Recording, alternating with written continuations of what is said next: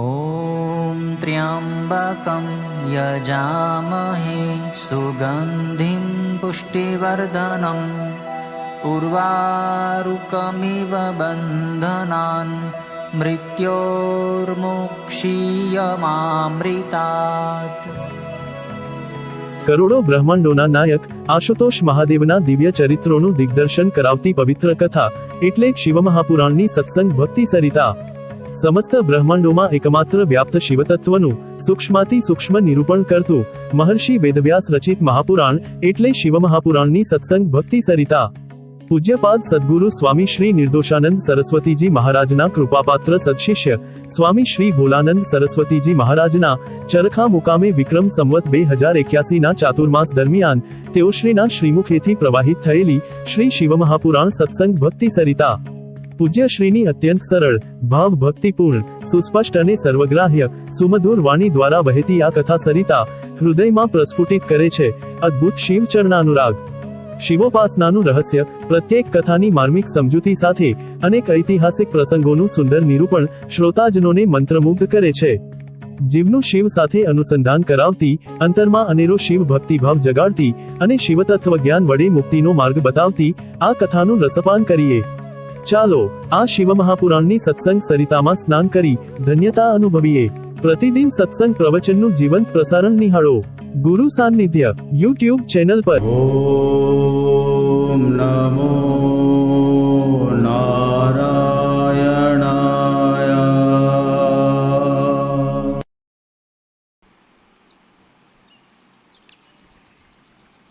માનવ જન્મ સદા સદાને માટે પરમ આનંદની પ્રાપ્તિ કરવા માટે મળ્યો છે। પરમ આનંદ, પરમ શાંતિ, પરમ મુક્તિ એ પ્રત્યેક મનુષ્ય માત્રનું પરમ અને ચરમ લક્ષ્ય છે। જ્યાં સુધી મનુષ્ય આ લક્ષ્યની પ્રાપ્તિ તરફ કદમ માંડતો નથી ત્યાં સુધી એ મનુષ્ય કહેવાતો નથી। પોતાના કલ્યાણ માટે મનુષ્ય પ્રયત્ન કરે ત્યાર પછી જ તે ખરા અર્થમાં માનવ બને છે। ભગવાનનું ભજન ન કરીને જે સંસારના ભોગોમાં ફસાયેલો રહે છે એ માનવના આકારમાં પશુ છે। શાસ્ત્રોએ એની નિંદા કરી છે। મનુષ્ય થઈને ભગવાનનું ભજન ન કર્યું અને ભોગોની પાછળ સમય વ્યર્થ ગુમાવ્યો તો ભગવાનને પણ પસ્તાવો થાય છે કે આ જીવને મેં મનુષ્યનું શરીર ન આપ્યું હોત તો સારું હતું। કોઈ બીજાને માણસ બનાવ્યો હોત બીજા જીવને તો એ ભજન કરીને મને પામી જાત। આણે એક જગ્યા રોકી લીધી, મારું ભજન પણ કર્યું નહીં અને મનુષ્ય જીવન જેવો અમૂલ્ય રત્ન એણે ગુમાવી દીધું। પરમ આનંદ, પરમ મુક્તિ શિવની ભક્તિ કરવાથી મળે છે। શિવની ભક્તિ એ પરમ શાંતિનો, આનંદનો અને મોક્ષનો શ્રેષ્ઠ ઉપાય છે। શિવની ભક્તિ કરતાં કરતાં ભીતરના કુસંસ્કારોનો કાદવ ધોવાઈ જાય છે, ચિત્ત નિર્મળ બને છે। શિવની ભક્તિ ચિત્તની શુદ્ધિ કરે છે। શિવની ભક્તિ ચિત્તની અંદર ચૈતન્યનું સિંચન કરે છે। શિવની ઉપાસના, શિવની આરાધના જીવના જન્મ જન્માંતરોના કલ્મશોને, પાપોને બાળી નાખે છે। શિવ શુદ્ધ છે, શિવ શાંત છે, શિવ ચિન્મય છે, શિવ સર્વત્ર છે। શિવ શું છે એ પ્રશ્ન નથી, શિવ શું નથી એ પ્રશ્ન છે। એટલે કે જે કાંઈ છે એ બધું શિવ જ છે। જે કાંઈ છે એ બધું શિવ જ છે આવી દ્રષ્ટિ ખૂબ સાધનાઓ કર્યા પછી, ખૂબ ઉપાસનાઓ કર્યા પછી જીવને પ્રાપ્ત થાય છે। આવી દિવ્ય દ્રષ્ટિ સર્વત્ર શિવ ભાવ સર્વત્ર શિવ દ્રષ્ટિ કરવા માટે શિવ પૂજા એ સર્વોત્તમ સાધન છે. શિવ પૂજા કરતાં કરતાં શિવ ભક્તની દ્રષ્ટિ દિવ્ય બની જાય છે. એવા ભક્તની દ્રષ્ટિમાં સમસ્ત સૃષ્ટિ શિવમય ભાસવા લાગે છે. અને જેની સર્વત્ર શિવમય દ્રષ્ટિ પ્રાપ્ત થઈ ગઈ એ પ્રાપ્તવ્ય થઈ ગયો. એટલે કે એને હવે પ્રાપ્ત કરવા માટે બીજું કાંઈ બાકી રહ્યું નથી. એણે પ્રાપ્ત કરવા જેવું બધું જ પ્રાપ્ત કરી લીધું છે. કેમ કે અંતે એ જ પામવાનું છે કે દ્રષ્ટિમાંથી સૃષ્ટિ અદૃશ્ય થઈ જાય અને સમસ્ત સૃષ્ટિમાં શિવ દ્રષ્ટિ ગોચર થઈ જાય. આ જ માનવ જીવનની સફળતા છે. શિવ પૂજા શિવ ભક્તને દિવ્ય દ્રષ્ટિ પ્રદાન કરે છે. પણ શિવ પૂજા સમજીને એના તત્વના રહસ્યને સમજીને કરવામાં આવે તો એનું સર્વોત્તમ ફળ પ્રાપ્ત થાય છે. શિવ પૂજા એ કોઈ શુષ્ક કર્મકાંડ નથી, એ તો એક દિવ્ય અંતઃશુદ્ધિની સાધના છે. શિવ પૂજા એ ખરેખર આત્મપૂજા છે. કેમ કે શિવ આપણો આત્મા છે. શિવ આત્મા શિવો જીવ શિવાદન્યન કિંચન. શિવ જ આપણો આત્મા છે. આપણી ભીતર જે ચેતના છે, જે શક્તિ છે, જે પ્રાણ છે, એ શિવ છે.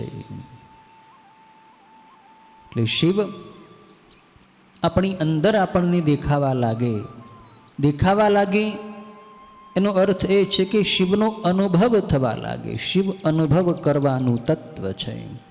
અંતરની શુદ્ધિ કરે છે. જગતમાં એવું કોઈ પાપ નથી જે શિવ પૂજાથી બળતું ન હોય. અર્થાત તમામ પાપો શિવ પૂજાથી બળી જાય છે. શિવ પૂજામાં આપણો આત્મા શિવને ચડાવી દેવાનો છે. આ જ પૂજાનો મર્મ છે. શિવને કોઈ ભૌતિક પદાર્થોની અપેક્ષા નથી. શિવ આપણી પાસેથી આપણને માગે છે.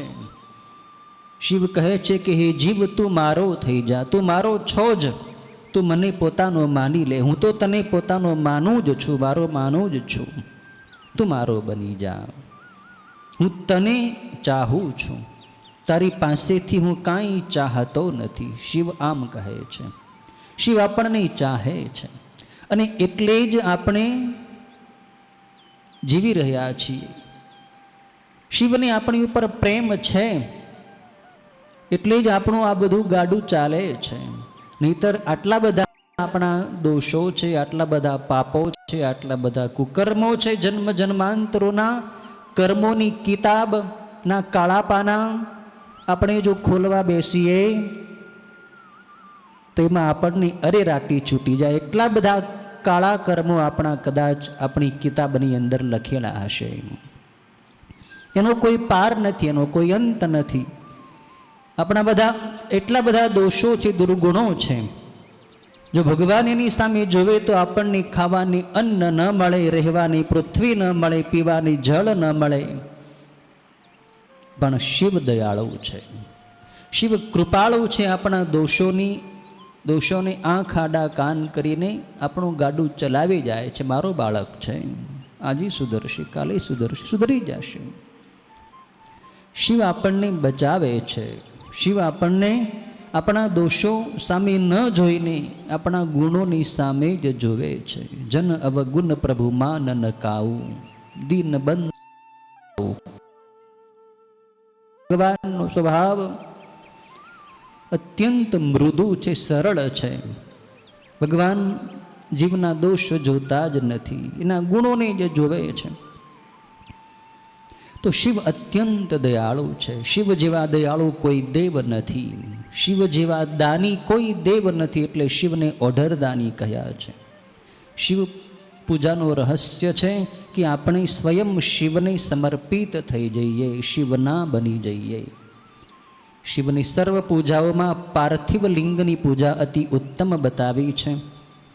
પાર્થિવ લિંગની પૂજા એટલે માટીનું શિવલિંગ બનાવીને એમાં ભગવાનનું આવાહન કરવામાં આવે, ભગવાનની પ્રાણ પ્રતિષ્ઠા કરવામાં આવે અને પૂજા કરવામાં આવે.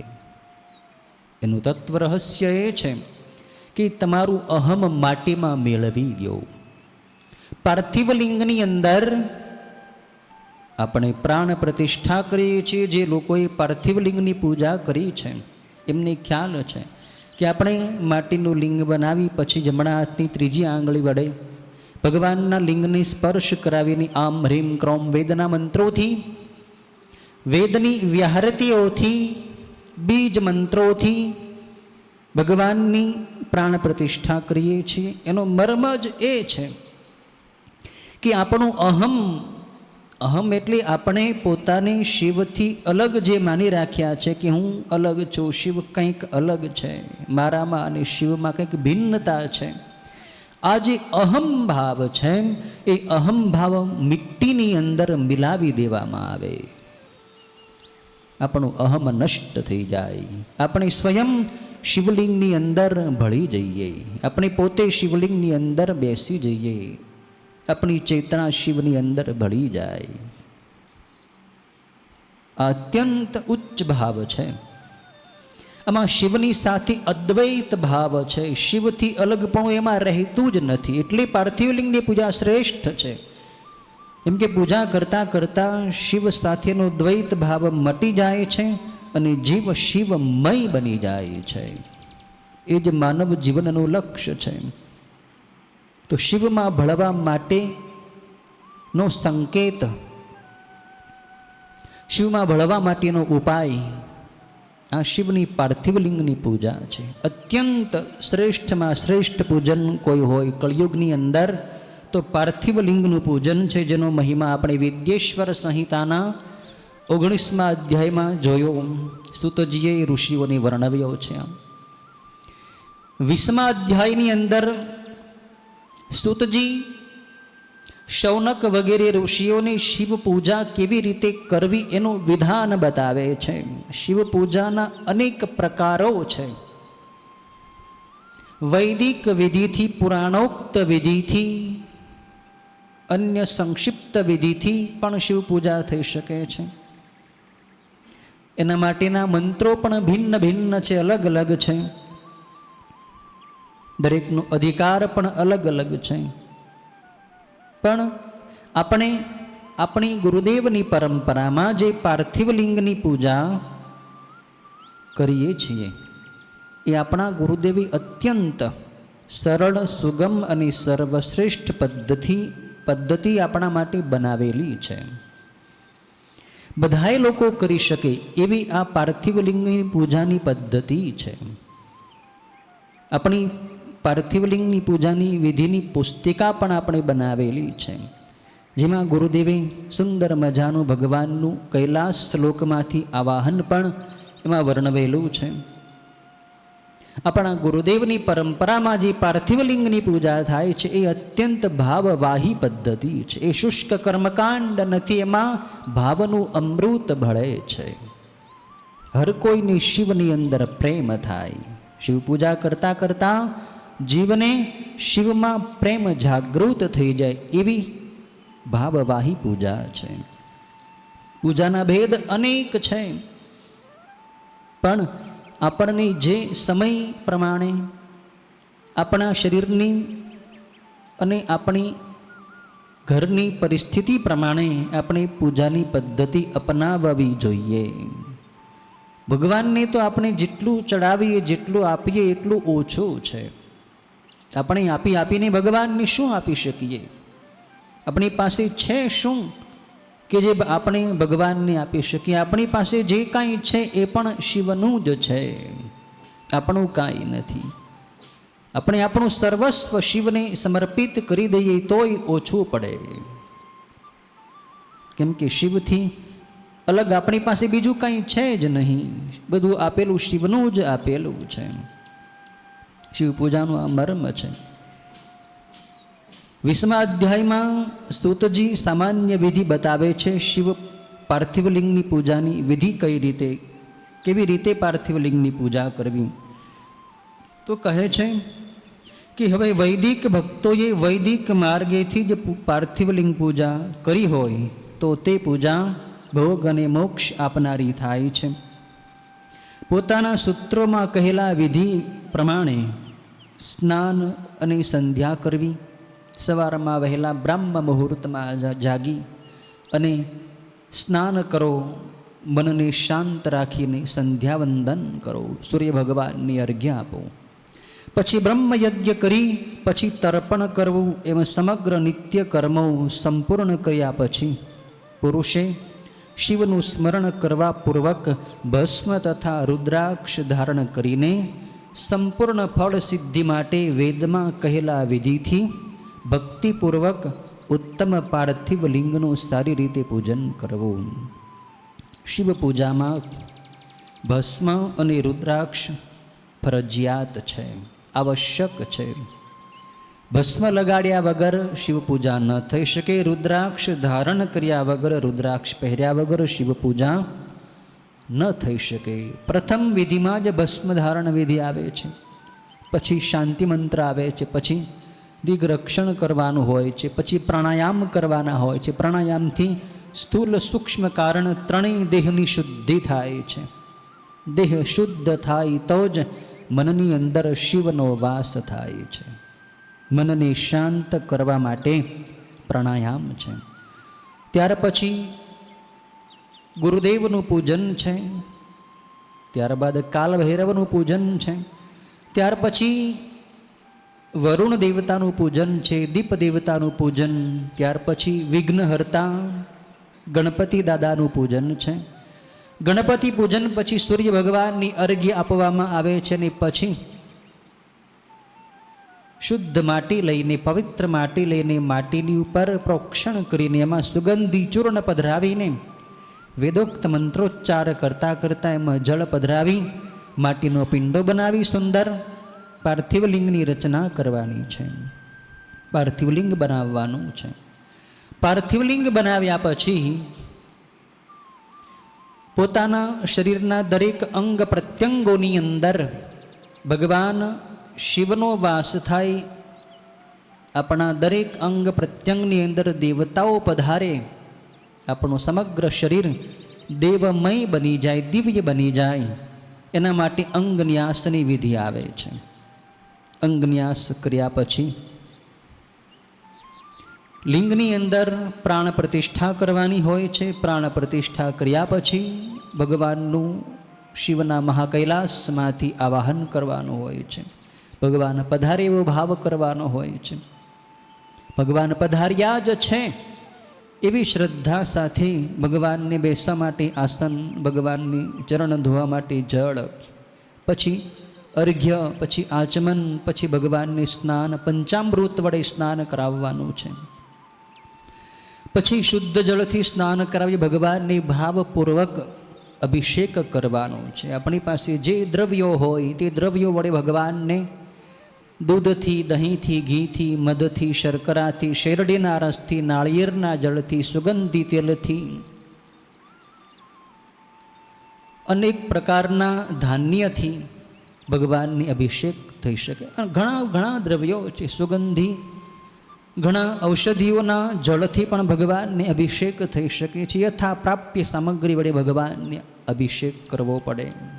અભિષેક પ્રિયો સદાશિવ, શિવને અભિષેક વહાલો છે. અભિષેક થયા પછી ભગવાનની વસ્ત્ર, યજ્ઞોપવીત, ચંદન, અક્ષત, પુષ્પ, પુષ્પની માળા, બિલ્વપત્ર, અબિલ ગુલાલ, ધૂપદીપ, નૈવેદ્ય, મુખવાસ, દક્ષિણા, આરતી, પ્રદક્ષિણા, પુષ્પાંજલિ, વિશેષ અર્ઘ્ય, ફલાર્ઘ્ય અને ભગવાનનું ધ્યાન. આવો ક્રમ સામાન્ય રીતે ષોડશોપચાર પાર્થિવલિંગ પૂજાનો કહ્યો છે. સૂતજી કહે છે કે પાર્થિવલિંગની પૂજા નદી કિનારે, તળાવે, પર્વત ઉપર, જંગલમાં, શિવાલયમાં કે કોઈ પવિત્ર સ્થાનમાં કરવી. જેમ આપણો અહીં આશ્રમ છે, આપણા આશ્રમની અંદર કેટલી પવિત્રતા છે. અહીંના પ્રત્યેક અણુ રેણુમાં, અહીંના પ્રત્યેક પરમાણુમાં ગુરુદેવની ભજનની શક્તિ વિલસી રહી છે. અત્યંત પવિત્ર સ્થાન. અહીં તમે આશ્રમના પ્રવેશ દ્વારની અંદર પ્રવેશ કરો ત્યાં જ તમારા વિચારો બદલાઈ જાય, વિચારો શુદ્ધ થઈ જાય, સંસારની ચિંતાઓ બહાર છૂટી જાય. ભગવાનનું ચિંતન આશ્રમની અંદર આવતા જ તમને અંદરથી સહજમાં થવા માંડે. એટલી પવિત્ર ભૂમિ. તો આવા સ્થાનમાં આપણે પાર્થિવ લિંગની પૂજા કરીએ તો સર્વોત્તમ ગણાય છે. કેમ કે આ તીર્થ છે, આ ધામ છે, આ ગુરુજીની તપોભૂમિ છે. આવા સ્થાનમાં પાર્થિવ લિંગની પૂજા આપણે કરવાની જ છે. આખો શ્રાવણ મહિનો મહાદેવ મહાદેવ કરતાં કરતાં ભાવથી પ્રેમથી ભગવાનના બનીને તન્મય થઈને પાર્થિવ લિંગની પૂજા આખું સંપૂર્ણ શ્રાવણ માસ આપણે કરવાની છે. લોકો ઘણાય આપણી સાથે બહાર ગામના લોકો પણ ઘરે ઘરે કરશે, ભાઈઓ કરશે, બહેનો કરશે, બાળકો અને વૃદ્ધો કરશે, આપણી સાથે જોડાશે. આ લાહવો અલભ્ય છે. શિવ પૂજામાં દરેક લોકોને મન થતું નથી. શિવ પૂજા સુધી પહોંચવું બહુ દુર્લભ છે. આ કળીકાળમાં તો બહુ દુર્લભ. અનેક દેવી દેવતાઓમાં લોકોના ચિત્ત ભરમાયેલા છે. અનેક અંધશ્રદ્ધાઓમાં મનુષ્યો અટવાયેલા છે. પણ એ બધાયમાંથી બચીને શિવ સુધી પહોંચવો એ તો પૂર્વના અનેક જન્મોના સુકૃત્યોનો ઉદય થયો હોય તો જ સંભવ થઈ શકે. પાર્થિવલિંગની પૂજાના માત્ર દર્શન પણ થઈ જાય તો એ જીવ મુક્ત થઈ જાય, તો એને મોક્ષ મળી જાય છે. અજાણતાય પાર્થિવલિંગની પૂજા જોવાઈ જાય, એના મંત્રો આપણા કાનમાં પડી જાય, અજાણતાય આપણાથી ભગવાનને જળ ચડાવાઈ જાય, બિલીપત્ર ચડાવાઈ જાય, તો એનું ફળ બહુ મોટું મળે છે. ભાવથી, કુભાવથી, આળસથી, ઉપેક્ષાથી કોઈ પણ રીતે ભગવાનની પૂજા કરવામાં આવે એનું ફળ બહુ મોટું. સ્કંદ પુરાણની અંદર એક રુદ્રસેન રાજાની કથા આવે. રુદ્રસેન રાજા તો એની રાણી પદ્માવતી રાણી હતી. કાંતિપુરીનો એ રાજા હતો અને દર વૈશાખ મહિનાની પૂનમને દિવસે એ પતિ પત્ની બંને, રાજાની રાણી બંને, પોતાના ઘણા બધા સેવકોની સાથે બાજુના ચમત્કારપુર નામના નગરમાં જઈને મહાકાલેશ્વર મહાદેવનું ત્યાં મંદિર હતું. એ મંદિરમાં દર વર્ષે એકવાર વૈશાખ મહિનાની પૂર્ણિમાને દિવસે પૂજા કરવા માટે જતા અને ભાવથી પ્રેમથી ત્યાં જાગરણ કરે, ઉપવાસ કરે, શિવ પૂજા કરે. જેમ શિવરાત્રિનો ઉત્સવ આપણે કરીએ એમ એ બંને પતિ પત્ની ભગવાનની પૂજા ભાવથી કરતા. બહુ મોટું મહાકાલેશ્વર મહાદેવનું મંદિર ત્યાં આવેલું. ઘણા સંતો મહાત્માઓ પણ ત્યાં પૂજા કરતા. કોઈ શિવની કથા કહેતા, કોઈ શિવની ધૂન બોલતા, કોઈ શિવનું ધ્યાન કરતા, કોઈ શિવનું કીર્તન કરતા. શિવમય વાતાવરણ. દર વર્ષે જતા. એટલે એકવાર આ રાજા જ્યારે પોતાના અનુચરો સહિત, પરિવાર સહિત ગયો ત્યારે ઋષિઓએ એને પ્રશ્ન કર્યો કે રાજા, તમે દર વર્ષે આવી રીતે અહીં આવો છો, એનું કારણ શું છે? તમને અહીંયા જ ભગવાનના આ મંદિરમાં જ પૂજા કરવાનો ભાવ કેમ છે? અહીંયા જ તમે કેમ આવો છો અને આ જ દિવસે કેમ આવો છો? તો રાજાએ વાત કરી કે ઋષિઓ, એમાં એક રહસ્ય છે. હું પૂર્વજન્મમાં વૈદિશ નગરમાં એક વૈશ્યનો દીકરો હતો. વૈશ્ય કૃષિકાર ખેડૂતનો હું દીકરો હતો, પણ હું દરિદ્ર હતો. મારા લગ્ન થયા પણ મારી પાસે કોઈ ધંધો નહોતો, કોઈ વેપાર નહોતો, કોઈ આવક નહોતી. હું ઘરના લોકોને કોઈને કંઈ કામનો નહોતો. દરિદ્ર મારી અવસ્થાથી ગરીબાઈ હતી. સમાજ તો સ્વાર્થી છે. સગા વહાલાએ મને છોડી દીધો, મને ઘરમાંથી કાઢી મૂક્યો છે. મને અને મારી પત્નીને ભૂખ્યા તરસ્યા જ્યાં ત્યાં ભટકીને ભીખ માગીને અમે અમારું પેટનો ખાડો પૂરતા હતા. એમાંય એકવાર 7 વર્ષ સુધી પાણીનું એક ટીપું પણ, વરસાદનું ટીપું પડ્યું નહીં. ભયંકર દુષ્કાળ સર્જાયો. લોકો અન્ન વગર ભૂખે ટળવળતા હતા, મરતા હતા ટપોટપ. અને અમારાથી આ જોવાતોય નહોતું, પણ જ્યાં ત્યાં ભીખ માગીને જેમ તેમ કરીને અમારું શરીર ટકાવી રાખ્યું હતું. આવી પરિસ્થિતિ આવી. એમાં એકવાર ફરતા ફરતા અમે ભીખ માગતા માગતા સૌરાષ્ટ્ર, જે આપણો આ સૌરાષ્ટ્ર દેશ છે ને, એની બાજુમાં એ પૌરાણિક કાળની વાત છે. આનર્ત નામનો દેશ હતો, સૌરાષ્ટ્રની બાજુનો પડોશનો આનર્ત નામનો દેશ. એ આનર્ત દેશમાં અમે જઈ ચડ્યા. એ આનર્ત દેશમાં એક સુંદર મજાનું જળાશય, એક તળાવ અમારી દ્રષ્ટિએ પડ્યું. તળાવ અમને દેખાણું. તળાવમાં ઘણા બધા કમળ ખીલેલા હતા. પક્ષીઓ ત્યાં કલરવ કરી રહ્યા હતા, ઉડાઉડ કરી રહ્યા હતા. વાતાવરણ પવિત્ર હતું. અમે બંને તરસ્યા હતા, પતિ પત્ની. એમાં ઉતરીને અમે સ્નાન કર્યું, જલપાન કર્યું. મારી પત્નીને એક શુભ વિચાર આવ્યો કે આ જળાશયની અંદર સુંદર મજાના કમળ ખીલેલા છે, તો આપણે આ કમળ તોડી લઈએ અહીંથી અને બાજુમાં ચમત્કારપુર નામનું આ નગર છે, એ નગરમાં જઈ આપણે આ કમળના પુષ્પોને વેચી લઈશું. એમાંથી જે આવક થશે એમાંથી આપણે આપણી ભૂખ મટાડશું. મારી પત્નીનો આવો વિચાર મેં અમલમાં મૂક્યો. કમળના પુષ્પો ચૂંટ્યા છે, સુગંધી પુષ્પો હતા. પુષ્પો લઈને અમે બાજુના નગરમાં ચમત્કારપુરા નગરની અંદર અમે આવ્યા. પણ દૈવ યોગે કોઈએ અમારા પુષ્પ લીધા નહીં, ખરીદ્યા નહીં. એમનામાં પુષ્પ અમારી પાસે રહ્યા. કોઈ લેવાવાળું જોઈએ ને. દુષ્કાળ હતો. પછી અમને થાક્યા પાક્યા, આખો દિવસ કંઈ મળ્યું નહીં એટલે સાંજ પડી ગઈ. એક તૂટલું ફાટલું એક નાનકડું દિવાલ, એક દેવી દેવતાનું મંદિર હતું. ત્યાં અમે રાતવાસો રાત્રિ ગાળવા માટે ગયા. આખો દિવસ અમને ખાવાનું કાંઈ મળ્યું નહીં. બરાબર એ દિવસે શિવરાત્રિ હતી અને ખાવાનું મળ્યું નહીં એટલે ઉપવાસ થઈ ગયો. અમે સૂયા. ત્યાં સૂતા પણ ઊંઘ કેમ આવે? પેટમાં ભૂખ હતી, ભૂખ્યા ઊંઘ આવી નહીં. રાત્રિના 12 વાગ્યા. તો રાત્રે 12 વાગે અચાનક અમને કાનમાં એક સુંદર મજાનો ભગવાનના ધૂન કીર્તનનો મધુર ધ્વનિ સંભળાયો. કોઈ ભક્તો, કોઈ શિવના ભક્તો ભગવાન શિવની ધૂન બોલતા હતા, કીર્તન કરતા હતા. મેં સાંભળ્યું કે કોઈ ભક્તો અહીં બાજુમાં કોઈ મંદિર બીજું લાગે છે, શિવનું મંદિર.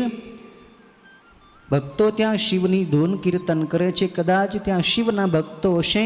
આપણે ત્યાં જઈએ અને ત્યાં જઈને આ કમળના પુષ્પો અમે વેચશું. કોઈ ભક્તો તૈયાર થશે તો આ પુષ્પો લઈ લેશે. આપણને કંઈક એમાંથી વળતર મળશે, નાણાં મળશે, આપણને આપણી ભૂખ ટળશે.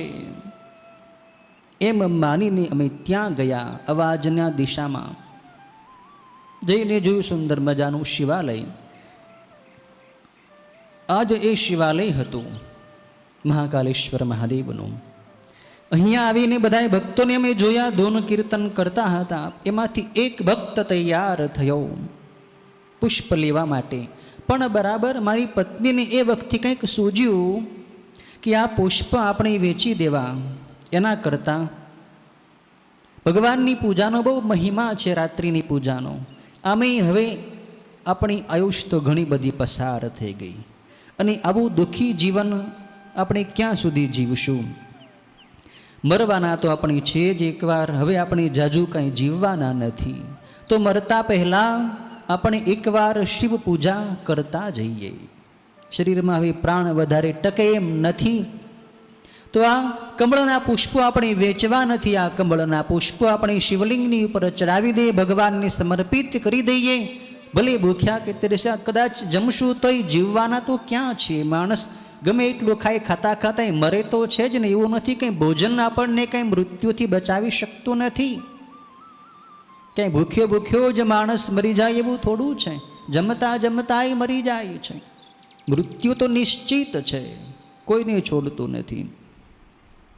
આ કમળના પુષ્પો આપણે ભગવાનને ચડાવી દઈએ. આવી પવિત્ર ભાવના થઈ મારી પત્નીને. એટલે અમે બંનેએ ભગવાનને જે કાંઈ કમળના પુષ્પો અમારી પાસે હતા એ બધાય ભગવાનની લિંગ ઉપર અમે ભાવથી પ્રેમથી ચડાવી દીધા અને આર્ત ભાવથી મહાદેવને પ્રાર્થના કરી છે, મહાદેવ હવે બહુ થઈ ગયું પ્રભુ. હવે આ જગતમાં અમારે જીવવું નથી. આપ સિવાય મારું બીજું કોઈ નથી મહાદેવ. નથી કોઈ મારો પરિવાર, નથી કોઈ પુત્રો, નથી કોઈ મારી પાસે સંપત્તિ, નથી કોઈ મકાન, નથી કોઈ ધન, નથી મારી કાંઈ પ્રતિષ્ઠા, નથી કાંઈ આબરૂ. કોઈ અમને ઓળખતું નથી.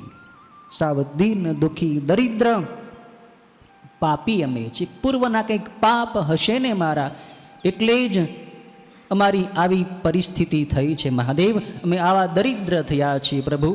આપ જ એક અમારા સગા છો, આપ જ અમારા સ્નેહી છો, આપ જ માતા છો, આપ જ પિતા, આપ જ બંધુ, આપ જ સખા, આપ સિવાય મારું બીજું કોઈ નથી મહાદેવ. આપને જો ઈચ્છા થાય તો આપ અમારો ઉદ્ધાર કરો. જગતમાં અમે સાંભળ્યું છે કે ગમે તેવો પાપી જીવ હોય પણ શિવના દરબારમાં એને સ્થાન મળે છે. જો એ શિવને શરણે થઈ જાય તો ભગવાન શિવ એને અપનાવે છે. શિવ દીન દયાળુ છે, શિવ કૃપાળુ છે, શિવ ભક્ત વત્સલ છે. પાપી જીવનો પણ આપ ઉદ્ધાર કરો છો. અમારા પાપોને આપ ક્ષમા કરો અને ધોઈ નાખો મહાદેવ, અમને શુદ્ધ કરો. અમે આપના જ સંતાનો છીએ.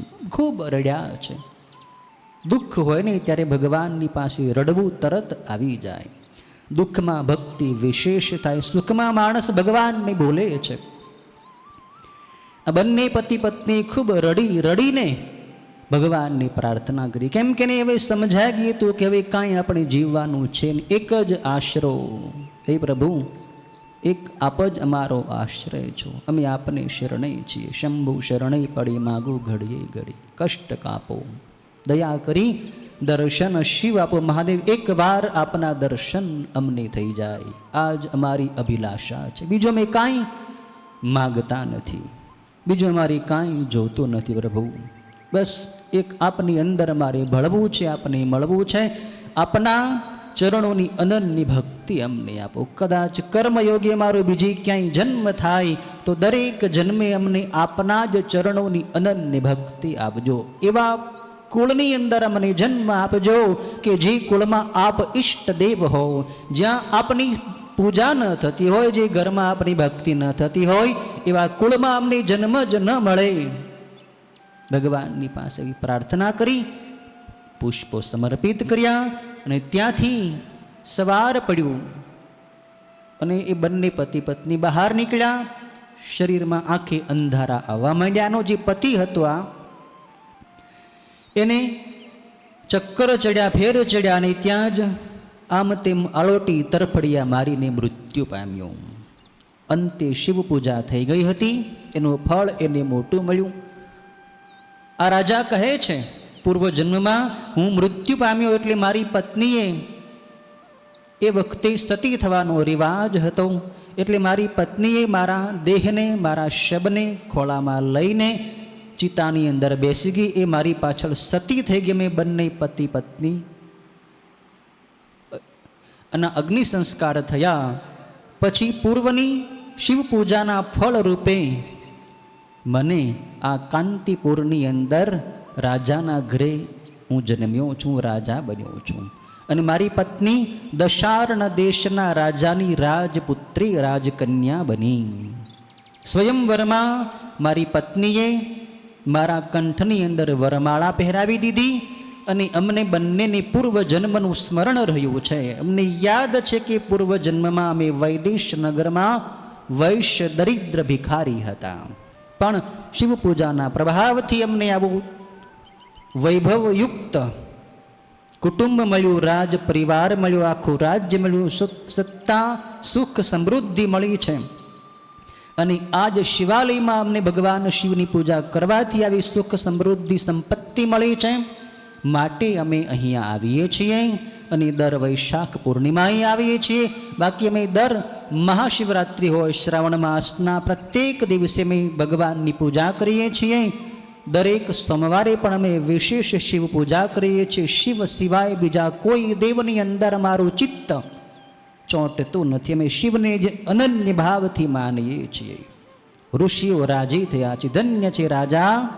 ભગવાન શિવ કેટલા કૃપાળુ છે. શિવ પૂજાનો કેટલો મોટો પ્રભાવ છે.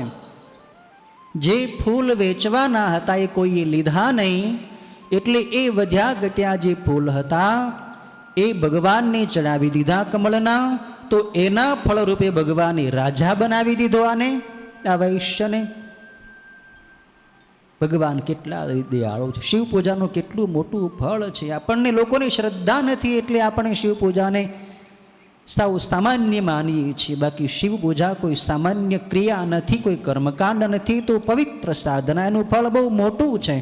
નિષ્કામ ભાવથી જે શિવ પૂજા કરે ને એને તો શિવનું સાયુજ્ય પ્રાપ્ત થાય છે. આ 19માં કે નિષ્કામ ભાવથી જે પાર્થિવ લિંગની પૂજા કરે એ સદા સદાની માટે શિવના સાયુજ્યને એટલે કે સદાય શિવલોકની અંદર એ વાસ પામે છે. આટલું બધું મોટું ફળ શિવ પૂજાનું છે. પાર્થિવ લિંગની પૂજા દરેક પૂજામાં સર્વશ્રેષ્ઠ છે. સૂતજી કહે છે કે હે બ્રાહ્મણો, શુદ્ધ પ્રદેશમાં રહેલી માટી લાવીને સાવધાનપણે કાળજીથી શિવલિંગ બનાવવું જોઈએ. બ્રાહ્મણે ધોળી માટી લેવી જોઈએ, ક્ષત્રિયે લાલ માટી, વૈશ્ય પીળી અને શુદ્રે કાળી માટી લેવી જોઈએ. પાર્થિવલિંગની પૂજામાં જે માટીનો ઉપયોગ આપણે કરીએ છીએ એ ચારેય વર્ણ માટી, અલગ અલગ રંગની માટી લેવાનું વિધાન અહીં બતાવ્યું છે. પણ અથવા જો આવા અલગ અલગ રંગની વર્ણની માટી જો ન મળે તો જ્યાં જે હોય તે પવિત્ર માટી શિવલિંગ બનાવવા માટે લઈને તેની અતિશય પવિત્ર જગ્યાએ મૂકવી. એવી જગ્યાએ મૂકવી કે જ્યાં પવિત્રતા રહે. પવિત્ર જગ્યાએ એ માટી મૂકવી જોઈએ. પછી તે માટીને જળથી શુદ્ધ કરી ધીરે ધીરે એનો પિંડો બનાવી વેદ માર્ગ અનુસાર ઉત્તમ પાર્થિવલિંગ બનાવવું જોઈએ. અને ભોગ અને મોક્ષરૂપી ફળ મેળવવા માટે ભક્તિથી તેનું પૂજન કરવું જોઈએ. અહીંયા મુખ્ય મંત્ર ઓમ નમઃ શિવાય બતાવ્યો છે. ઓમ નમઃ શિવાયની અંદર 7 કરોડ મંત્રો સમાઈ જાય છે. અનેકો મંત્રો છે, પણ 7 કરોડ મંત્રો જે બધાય એ 7 કરોડ મંત્રો ઓમ નમઃ શિવાય મંત્રની અંદર સમાઈ જાય છે. બધા મંત્રનો રાજા કોઈ હોય તો એ રાજા છે. મંત્રરાજ પંચાક્ષર ઓમ નમઃ શિવાય મંત્ર બધાની માટે ખુલ્લો છે. આ લોકો ઘણી શંકાઓ કરતા હોય કે મારે ઓમ નમઃ શિવાયનો જપ કરાય કે ન કરાય. ખુલ્લા દિલથી મુક્ત મનથી ઓમ નમઃ શિવાયનો જપ કરો. કોઈને માટે નિષેધ નથી, કોઈ સમયે નિષેધ નથી, કોઈ સ્થળમાં નિષેધ નથી. દરેક સ્થળે દરેક સમયે દરેક વ્યક્તિ સ્ત્રી હોય કે પુરુષ હોય આ ઓમ નમઃ શિવાય મંત્રનો ભાવથી જપ કરી શકે છે. એના વડે ભગવાનની પૂજા કરી શકે. મંત્રો તો ઘણાય છે. તમને વેદના મંત્રો ન આવડે, ઓમ નમઃ શિવાય તો બધાયને આવડે. ઓમ નમઃ શિવાયથી ભગવાનની જળ ચડાવો. ઓમ નમઃ શિવાયથી પત્ર પુષ્પ ધૂપ દીપ નૈવેદ્ય જે કાંઈ તમારે ચડાવવું હોય ઓમ નમઃ શિવાયથી ચડાવી શકાય. શિવને મંત્રની જરૂર નથી, શિવને ભાવની જરૂર છે. શિવ ભાવ ઈચ્છે છે. શિવને કોઈ સ્થૂલ ક્રિયાની જરૂર નથી, સ્થૂલ પદાર્થની જરૂર નથી, સ્થૂલ વિધિની જરૂર નથી. શિવ તો ભાવ ઈચ્છે છે. સૂતજી અહીં બતાવે છે કે સારી બુદ્ધિવાળા એ પંચાક્ષર એટલે કે ઓમ નમઃ શિવાય મંત્રથી અથવા ગુરુજીએ તમને જે કોઈ મંત્ર આપ્યો હોય, જેમ કે ઓમ ત્રંબકમ યજામહે સુગંધિમ પુષ્ટિવર્ધનમ ઉર્વારુકમીવ બંધનાન મૃત્યોર્મુક્ષ્યયમામૃતાત, આ મંત્ર વડે પણ ભગવાનને બધી પૂજાના દ્રવ્યો ચડાવી શકાય છે. મહામૃત્યુંજય મંત્ર પણ બધાની માટે ખુલ્લો છે. અહીં સૂતજી એક બીજો મંત્ર પણ બતાવે છે કે અથવા ભવાય ભવનાશાય મહાદેવાય ધીમહિ ઉગ્રાય ઉગ્રનાશાય શર્વાય શશિમૌલિને, આ મંત્ર વડે પણ સારી બુદ્ધિવાળાએ સારી ભક્તિથી શંકાનો ત્યાગ કરીને ભગવાન મહાદેવનું પૂજન કરવું. કેમ કે ભક્તિથી જ શિવ ફળ આપનાર થાય છે. શિવની ભક્તિ વહાલી છે. આ મંત્રથી પણ તમે ભગવાનની પૂજા કરી શકો છો. અથવા ભગવાન શિવના જે 8 નામ છે, ઓમ હરાય નમઃ, ઓમ મહેશ્વરાય નમઃ, ઓમ શંભવે નમઃ, ઓમ શૂલપાણયે નમઃ, ઓમ પિનાકધારિણે નમઃ, ઓમ શિવાય નમઃ, ઓમ પશુપતયે નમઃ, ઓમ મહાદેવાય નમઃ, આ 8 નામોથી પણ ભગવાનને પૂજાના દ્રવ્યો પૂજાની સામગ્રી તમે ચડાવી શકો છો. મંત્રો ઘણા છે. અહીં ભગવાનનું ખાસ ધ્યાન પણ બતાવ્યું છે. શિવની પૂજાના પ્રારંભમાં અને અંતમાં ભગવાનનું સુંદર સ્વરૂપનું ધ્યાન કરો, એવો ભાવ કરો સાક્ષાત મહાદેવ મારી સમક્ષ બેઠા છે. મારી ભોળી પાર્વતીમાં પણ ભગવાનની બાજુમાં, મારા પિતાજીની ડાબી બાજુમાં બિરાજમાન છે. ભગવાનની સુંદર સ્વરૂપ ધર્યું છે. ભગવાનના મસ્તકની ઉપર ગંગાજીનો પ્રવાહ ખળખળ વહી રહ્યો છે. બીજનો ચંદ્રમા ભગવાનની જટાને પ્રકાશી રહ્યો છે. પિંગળી 3 કડાઈ આકારની ભગવાનની જટા છે. જટાની ઉપર પણ એક નાનકડો નાગ ફરી રહ્યો છે. ભગવાને કાનમાં કુંડળ ધારણ કર્યા છે. ભગવાને લલાટમાં ભસ્મનું ત્રિપુંડ ધારણ કર્યો છે. કંઠમાં રુદ્રાક્ષની માળાઓ શોભી રહી છે. તક્ષક નાગ ભગવાનના કંઠની શોભાને વધારી રહ્યા છે. ભગવાનનો વર્ણ, ભગવાનનો રંગ કર્પૂર જેવો ધવલ ગૌરવ સફેદ વર્ણ છે. ભગવાને વાઘાંબર અંગ ઉપર ઓઢેલું છે. ગજાંબર કેડ ઉપર વીંટાળેલું છે. ભગવાનના વામ સ્કંધ ઉપર એટલે કે ડાબા ખભે જનોઈ શોભી રહી છે. ભગવાન જમણા પ્રથમ વરદ હસ્ત વડે આપણને વરદાન આપી રહ્યા છે. ભગવાન મંદ મંદ હસી રહ્યા છે. ભગવાનના હોઠ લાલ છે, ગાલ ગુલાબી છે, કંઠ નીલો છે. ભગવાને ડાબા હાથમાં ત્રિશૂળ અને ડમરું ધારણ કર્યા છે. ભગવાનની ડાબી બાજુ લાલ રંગની સાડી પહેરીને માં ભગવતી પાર્વતી ઉમિયા જગત જનની ભવાનીમાં બિરાજમાન છે. માતાજી મસ્તક ઉપર રત્નજડિત મુકુટ ધારણ કર્યો છે. અંગો પર અનેક અલંકારો ધારણ કર્યા છે, ખૂબ શોભી રહ્યા છે. બાજુમાં ગણપતિ ઊભા છે. કાર્તિક સ્વામી પણ ઊભા છે. શિવ શક્તિના સપરિવાર સ્વરૂપનું આવું મંગલ ધ્યાન કરીને ભગવાનની પૂજા કરવી. આપણું ચિત્ત શિવની અંદર સ્થિર થાય માટે ધ્યાન છે. ધ્યાન અતિ જરૂરી છે. પૂજા કરતાં કરતાંય ભગવાનના આવા સ્વરૂપની ચિત્તની અંદર ચિંતવીને ભગવાનની પૂજા કરો. ખાલી ક્રિયા ન કરો, ભાવપૂર્વક એવો ભાવ કરો ભગવાન આપણી પૂજા સ્વીકારી જ રહ્યા છે. પછી પૂજા પૂર્ણ થયા પછી તમને જે આવડતા હોય એવા સ્તોત્ર બોલવા જોઈએ. જેમ કે 12 જ્યોતિર્લિંગનું સ્તોત્રમ સૌરાષ્ટ્રય સોમનાથમ ચ શ્રીશૈલે મલ્લિકાર્જુનમ, આવા બધા જે સ્તોત્ર છે. શિવ નમાવલી સ્તોત્ર, ભગવાનની સ્તુતિ આપણે જે શંભુ શરણે પડી બોલીએ પ્રાર્થના.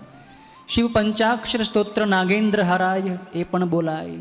શિવ માનસ પૂજા સ્તોત્ર રત્ને કલ્પિતમાસનમ હિમજલય, આ સ્તોત્ર બોલી શકાય. લિંગાષ્ટકમ તત્ પ્રણમામી સદા શિવલિંગમ, આ સ્તોત્ર બોલી શકાય. શતરુદ્રીય સ્તોત્ર બોલી શકાય. રુદ્રાભિષેક રુદ્રાષ્ટાધ્યાયનો 5મો અધ્યાય જે છે એનો પણ પાઠ કરી શકાય. ભગવાનના 1000 નામનો પાઠ કરી શકાય, સહસ્ત્ર નામનો. અને સર્વશ્રેષ્ઠ સ્તોત્રોનો કોઈ રાજા હોય તો એ છે શ્રી શિવ મહિમ્ન સ્તોત્રમ. અતિ ઉત્તમ છે આ મહિમ્ન સ્તોત્ર. થોડોક મોટો સ્તોત્ર છે, 45 જેટલા શ્લોક એના છે, પણ અત્યંત ભગવાન શિવનો મહિમા અનેક લીલાઓનું વર્ણન આ સ્તોત્રની અંદર આચાર્ય પુષ્પદંતે કરેલું છે. આ સ્તોત્રનો પાઠ કરી શકાય. પાઠ કર્યા પછી ભગવાનની ભાવપૂર્વક આવી રીતે પ્રાર્થના કરવી કે હે ભગવાન મહાદેવ, હું આપનો છું. આપના ગુણો જ મારા પ્રાણ છે અને મારું ચિત્ત સદાય આપમાં રહેલું છે એમ જાણીને હે કૃપાના ભંડાર, હે ભૂતનાથ, આપ મારા પર પ્રસન્ન થાઓ.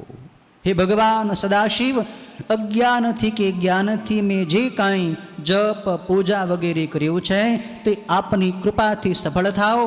હું ખૂબ જ પાપી છું અને આપ મહાન પવિત્ર કારક છો એમ જાણીને હે પાર્વતીનાથ, આપ જે ઈચ્છતા હો તે કરો.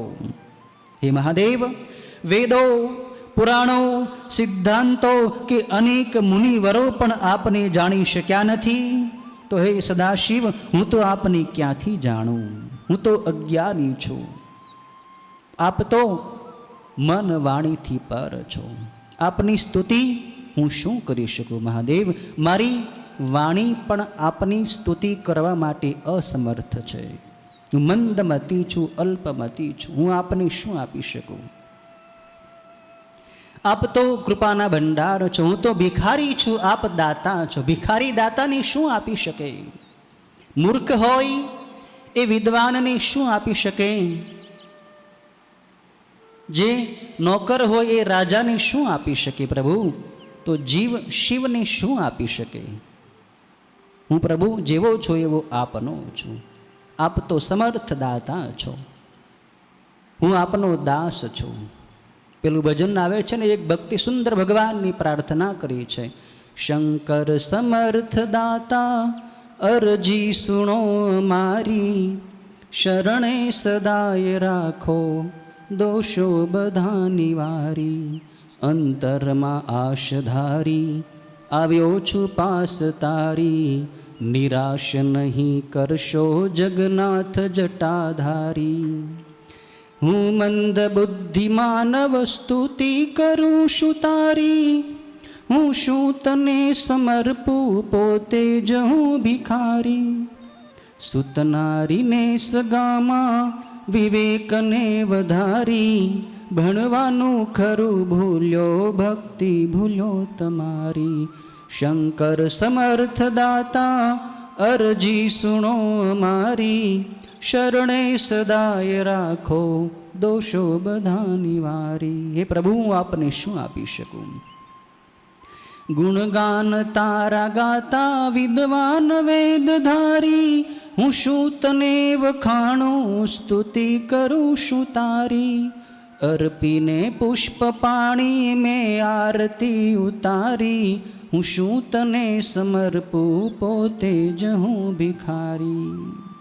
પ્રભુ, મેં કંઈક પુષ્પ આપણે થોડાક આપ્યા છે, થોડુંક જળ ચડાવ્યું છે, થોડાક પત્રો અર્પણ કર્યા છે, બીજું આપને હું શું આપી શકું પ્રભુ? મારી પાસે જે છે એ બધું આપનું જ છે પ્રભુ. આપ મને બચાવી લો, આપ મને અપનાવી લો. આપનો પ્રેમાળ વરદ હસ્ત મુજ પાપીના મસ્તક ઉપર પધરાવીને મને પાવન કરી દો. આપનું નામ જ પતિત પાવન છે. અનેકો પાપીઓને તારવાવાળા આપે મને પણ તારવો જ પડશે. મારાથી આપ મુખ ન ફેરવશો મહાદેવ. તમે જો મારાથી મુખ ફેરવી લેશો, તમે જો મારો ત્યાગ કરી દેશો, તો મારા જેવાને કોણ અપનાવે? નથી મારી અંદર કોઈ ગુણ, નથી મારી કોઈ લાયકાત, નથી મારી કોઈ પ્રતિષ્ઠા. મેં કાંઈ તપ તપ્યું નથી, જપ જપ્યા નથી, ધ્યાન ધર્યું નથી, યોગ સાધનાઓ કરી નથી. સાવ ખાલી છું મહાદેવ. આપનો છું, આપ મારા છો. આપે મને અપનાવવો જ પડશે. તો આજે જ અપનાવી લ્યો, મારું બીજું કોઈ નથી. આવી પ્રાર્થના કરીને ભગવાનને તમે પૂજા કરીને આવી પ્રાર્થના કરો, એ ભગવાન ચોક્કસ સાંભળે છે. ભગવાન તો દયાળુ છે. હે મહેશ્વર, હર કોઈ પ્રકારે અને સર્વ ભાવનાઓથી હું આપનો જ છું, માટે આપે જ મારું રક્ષણ કરવાનું છે. આપ પ્રસન્ન થાઓ. આવી પ્રાર્થના કરીને પછી ભગવાનનું વિસર્જન કરી એ શિવલિંગને જળાશયની અંદર પધરાવવાનું વિધાન બતાવ્યું છે. 21મા અધ્યાયમાં ઋષિઓ સૂતજીને પ્રશ્ન કરે છે કે સૂતજી, લોકો અનેક કામનાઓથી ભરેલા છે. સંસારમાં બધાએ લોકો કાંઈ નિષ્કામ નથી, બધાને કંઈક જોઈએ છે. કોઈને પુત્ર જોઈએ, કોઈને પત્ની જોઈએ, કોઈ સ્ત્રીને પતિ જોઈએ, કોઈની સિદ્ધિ જોઈએ, કોઈને સુખ સમૃદ્ધિ જોઈએ છે. તો ભગવાનની પાર્થિવ લિંગની પૂજા કેવી રીતે કરે? કેટલા લિંગની પાર્થિવ લિંગ બનાવીને એની પૂજા કરે તો એને મનવાંછિત ફળની પ્રાપ્તિ થાય, એ વિધાન આપ અમને બતાવો. સૂતજીનો પ્રત્યુત્તર આપે છે કે પાર્થિવ લિંગનું પૂજન કર્યા વિના જે બીજું જ પૂજે છે એની એ પૂજા વ્યર્થ જાય છે, અને તેના દમ દાન વગેરે વ્રત પણ નિષ્ફળ જાય છે. હે મુનિશ્રેષ્ઠ, પાર્થિવ લિંગની સંખ્યા નિશ્ચયપૂર્વક તરત જ ફળ આપનારી છે. અહીંયા એમ કહે છે કે વિદ્યા ઈચ્છતા પુરુષે 1000 પાર્થિવ શિવલિંગ બનાવીને તેનું પૂજન કરવું. કોઈ વિદ્યાર્થી ભણતો હોય, એને વિદ્યામાં આગળ વધવું હોય, પ્રથમ નંબર લાવવો હોય, પ્રગતિ કરવી હોય, તો 1000 પાર્થિવ લિંગ બનાવીને એનું પૂજન કરવું, કેમ કે તે અવશ્ય ફળ આપે છે. કોઈની ધનની ઈચ્છા હોય તો એને 500 પાર્થિવ લિંગોનું પૂજન કરવું. કોઈની પુત્રની ઈચ્છા હોય તો 1500 પાર્થિવ લિંગ બનાવીને એની પૂજા કરવી. જેને વસ્ત્ર જોતા હોય એને 500 પાર્થિવ લિંગની પૂજા કરવી. જેને પૃથ્વી એટલે કે જમીન જોઈતી હોય એને 1000 પાર્થિવ લિંગની પૂજા કરવી. અને કોઈને મોક્ષની ઈચ્છા હોય ને તો એને 1 કરોડ પાર્થિવ લિંગ બનાવીને એની પૂજા કરવી. દયાની ઈચ્છાવાળાએ 3000નું, તીર્થની ઈચ્છાવાળાએ 2000નું, મિત્ર ઈચ્છનારી 3000નું, આવી રીતે અલગ અલગ કામનાઓ માટે અલગ અલગ સંખ્યામાં પાર્થિવ લિંગ બનાવીને ભગવાનની પૂજા કરવી. પણ સર્વશ્રેષ્ઠ વસ્તુ છે મોક્ષ. મોક્ષ મળી જાય, મુક્તિ મળી જાય, ભગવાનનું ધામ મળી જાય, પછી કંઈ બીજું પ્રાપ્ત કરવાનું રહેતું જ નથી. એટલે નિષ્કામ ભાવથી ભગવાનનું એક લિંગ બનાવીને પણ તમે પૂજા કરો ને, ભગવાન પ્રસન્ન થશે. નિત્ય કરેલું એક પાર્થિવ લિંગનું પૂજન પણ સમસ્ત પાપોની દૂર કરે છે. એ લિંગ, 2 લિંગ અર્થની સિદ્ધિ આપનાર અને 3 લિંગ સર્વ કામનાઓ પૂરવાનું શ્રેષ્ઠ કારણ કહેલું છે. સમજુ માણસે કેદખાના વગેરેમાંથી છૂટવા માટે 10,000 પાર્થિવ લિંગ બનાવવા જોઈએ. જે માણસ 1 કરોડ પાર્થિવ લિંગ બનાવે છે તે પૃથ્વી ઉપર શિવ સ્વરૂપ જ થાય છે, એમાં બિલકુલ શંકા નથી. પાર્થિવ લિંગોનું પૂજન કરોડો યજ્ઞનું ફળ આપે છે. તમે કરોડો યજ્ઞો કરો. યજ્ઞો ઘણી પ્રકારના છે. રાજસૂય યજ્ઞ, અશ્વમેધ યજ્ઞ, અગ્નિષ્ટમ યજ્ઞ, વાજપેયી યજ્ઞ, ઘણા બધા યજ્ઞો. પણ એ બધા યજ્ઞોનું ફળ પાર્થિવ લિંગ પૂજન કરવાથી મળી જાય છે. અને કામનાવાળા મનુષ્યોને કાયમ માટે ભોગ અને મોક્ષ શિવ પૂજા, પાર્થિવ લિંગની પૂજા કરવાથી મળે છે. જેનો રોજનો કાળ એટલે કે રોજનો સમય શિવલિંગની પૂજા વિનાનો જાય છે તે દુરાચારી દુષ્ટાત્માને મોટું નુકસાન થાય છે. એક બાજુ બધી જાતના દાન, અનેક પ્રકારના વ્રત, તીર્થો, નિયમો અને યજ્ઞો કરાય, અને બીજી બાજુ કેવળ પાર્થિવ લિંગનું પૂજન કરાય તો પણ તેનું ફળ એક સરખું જ મળે છે. લોકમાં દેખાય છે કે કળિયુગમાં શિવલિંગનું પૂજન જ શ્રેષ્ઠ છે. એ શાસ્ત્રોના સિદ્ધાંતોનો નિશ્ચય છે. શિવલિંગ ભોગ અને મોક્ષ આપનાર હોય, અનેક પ્રકારની આપત્તિઓને દૂર કરનાર છે. એ શિવલિંગનું નિત્ય પૂજન કરીને મનુષ્ય શિવની સાથે જોડાઈ જવાનું ફળ પામે છે. શિવની સાથે જોડાઈ જવું, એક થઈ જવું હોય, જીવ મટીને શિવ બનવું હોય તો પાર્થિવ લિંગનું પૂજન કરો. સર્વ પ્રકારના લિંગોમાં શિવના નામરૂપી લિંગને મોટા ઋષિઓએ પણ પૂજ્ય ગણેલું છે. શિવનું નામ એ પણ એક લિંગ જ છે. એટલે શિવ નામનો જપ કરવો, શિવ નામનું કીર્તન કરવું, શિવના નામનો જપ કરો, શિવની ધૂન બોલો, શિવ નામની માળા ફેરવો, એ પણ શિવલિંગની પૂજા કર્યા બરાબર જ એનું ફળ મળે છે. તમે અશક્ત હો, પથારીવશ હો, બીમાર હો તો બીજા કોઈ સાધન પૂજન તમે કરી શકો એમ ન હો તો ત્યારે પથારીમાં પડ્યા પણ ભગવાનની ભાવથી, પ્રેમથી તમે ધૂન બોલો ને તો ભગવાન તમને સૂતા સૂતા પથારીમાં પણ ભગવાન દર્શન આપી દેશે. ભગવાન તમારા પાપની બાળી નાખશે. ભગવાન માની લેશે કે આણે મારી પૂજા જ કરી છે. માટે સૌથી ઉત્તમ ભાવ છે. પૂજામાં પણ ભાવપૂર્વક પૂજા કરો, રડતા રડતા પૂજા કરો. પાપનો પશ્ચાતાપ કરતાં કરતાં મહાદેવની પૂજા કરો તો મહાદેવ પ્રસન્ન થઈ જાય છે. શિવનું નામ એ પણ એક લિંગ બતાવ્યું છે. હે ઉત્તમ મુનિઓ, માપના કારણે ઉત્તમ, મધ્યમ અને હીન એમ 3 પ્રકારના લિંગ કહ્યા છે. 4 આંગળ ઊંચું અને વેદિકા સાથેનું સુંદર લિંગ ઉત્તમ કહ્યું છે. તેનાથી અર્ધું મધ્યમ કહ્યું છે અને તેનાથી અર્ધું અધમ ગણ્યું છે. જે મનુષ્ય ભક્તિ અને શ્રદ્ધાથી યુક્ત થઈને કાયમ શિવલિંગને પૂજે છે તે મનની ઈચ્છિત કામનાઓ મેળવે છે. ચારેય વેદમાં લિંગના પૂજનથી બીજું કોઈ વધારે શ્રેષ્ઠ પુણ્ય ગણ્યું નથી. તેમજ સર્વશાસ્ત્રોનો પણ એ જ નિશ્ચય છે. વિદ્વાન માણસે આ સમગ્ર કર્મજાળ ત્યજીને પરમ ભક્તિથી કેવળ લિંગનું જ પૂજન ક્રિયા કરવું જોઈએ. બીજું કાંઈ ન કરો. મંત્ર તંત્રમાં વિધિ વિધાનમાં ન પડો. ભાવથી પ્રેમથી રોજ અહર્નિશ સવારે પણ શિવ પૂજા કરો, સાંજે પણ કરો, બપોરે પણ કરો. શિવ પૂજામાં જ તમારું ચિત્ત રમમાણ રહે. લિંગનું પૂજન કર્યાથી જગતના સ્થાવર જંગમ સર્વનું પૂજન થઈ જાય છે. અને સંસાર સાગરમાં ડૂબેલા મનુષ્યો માટે એ વિના બીજું કોઈ તરવાનું સાધન જ નથી.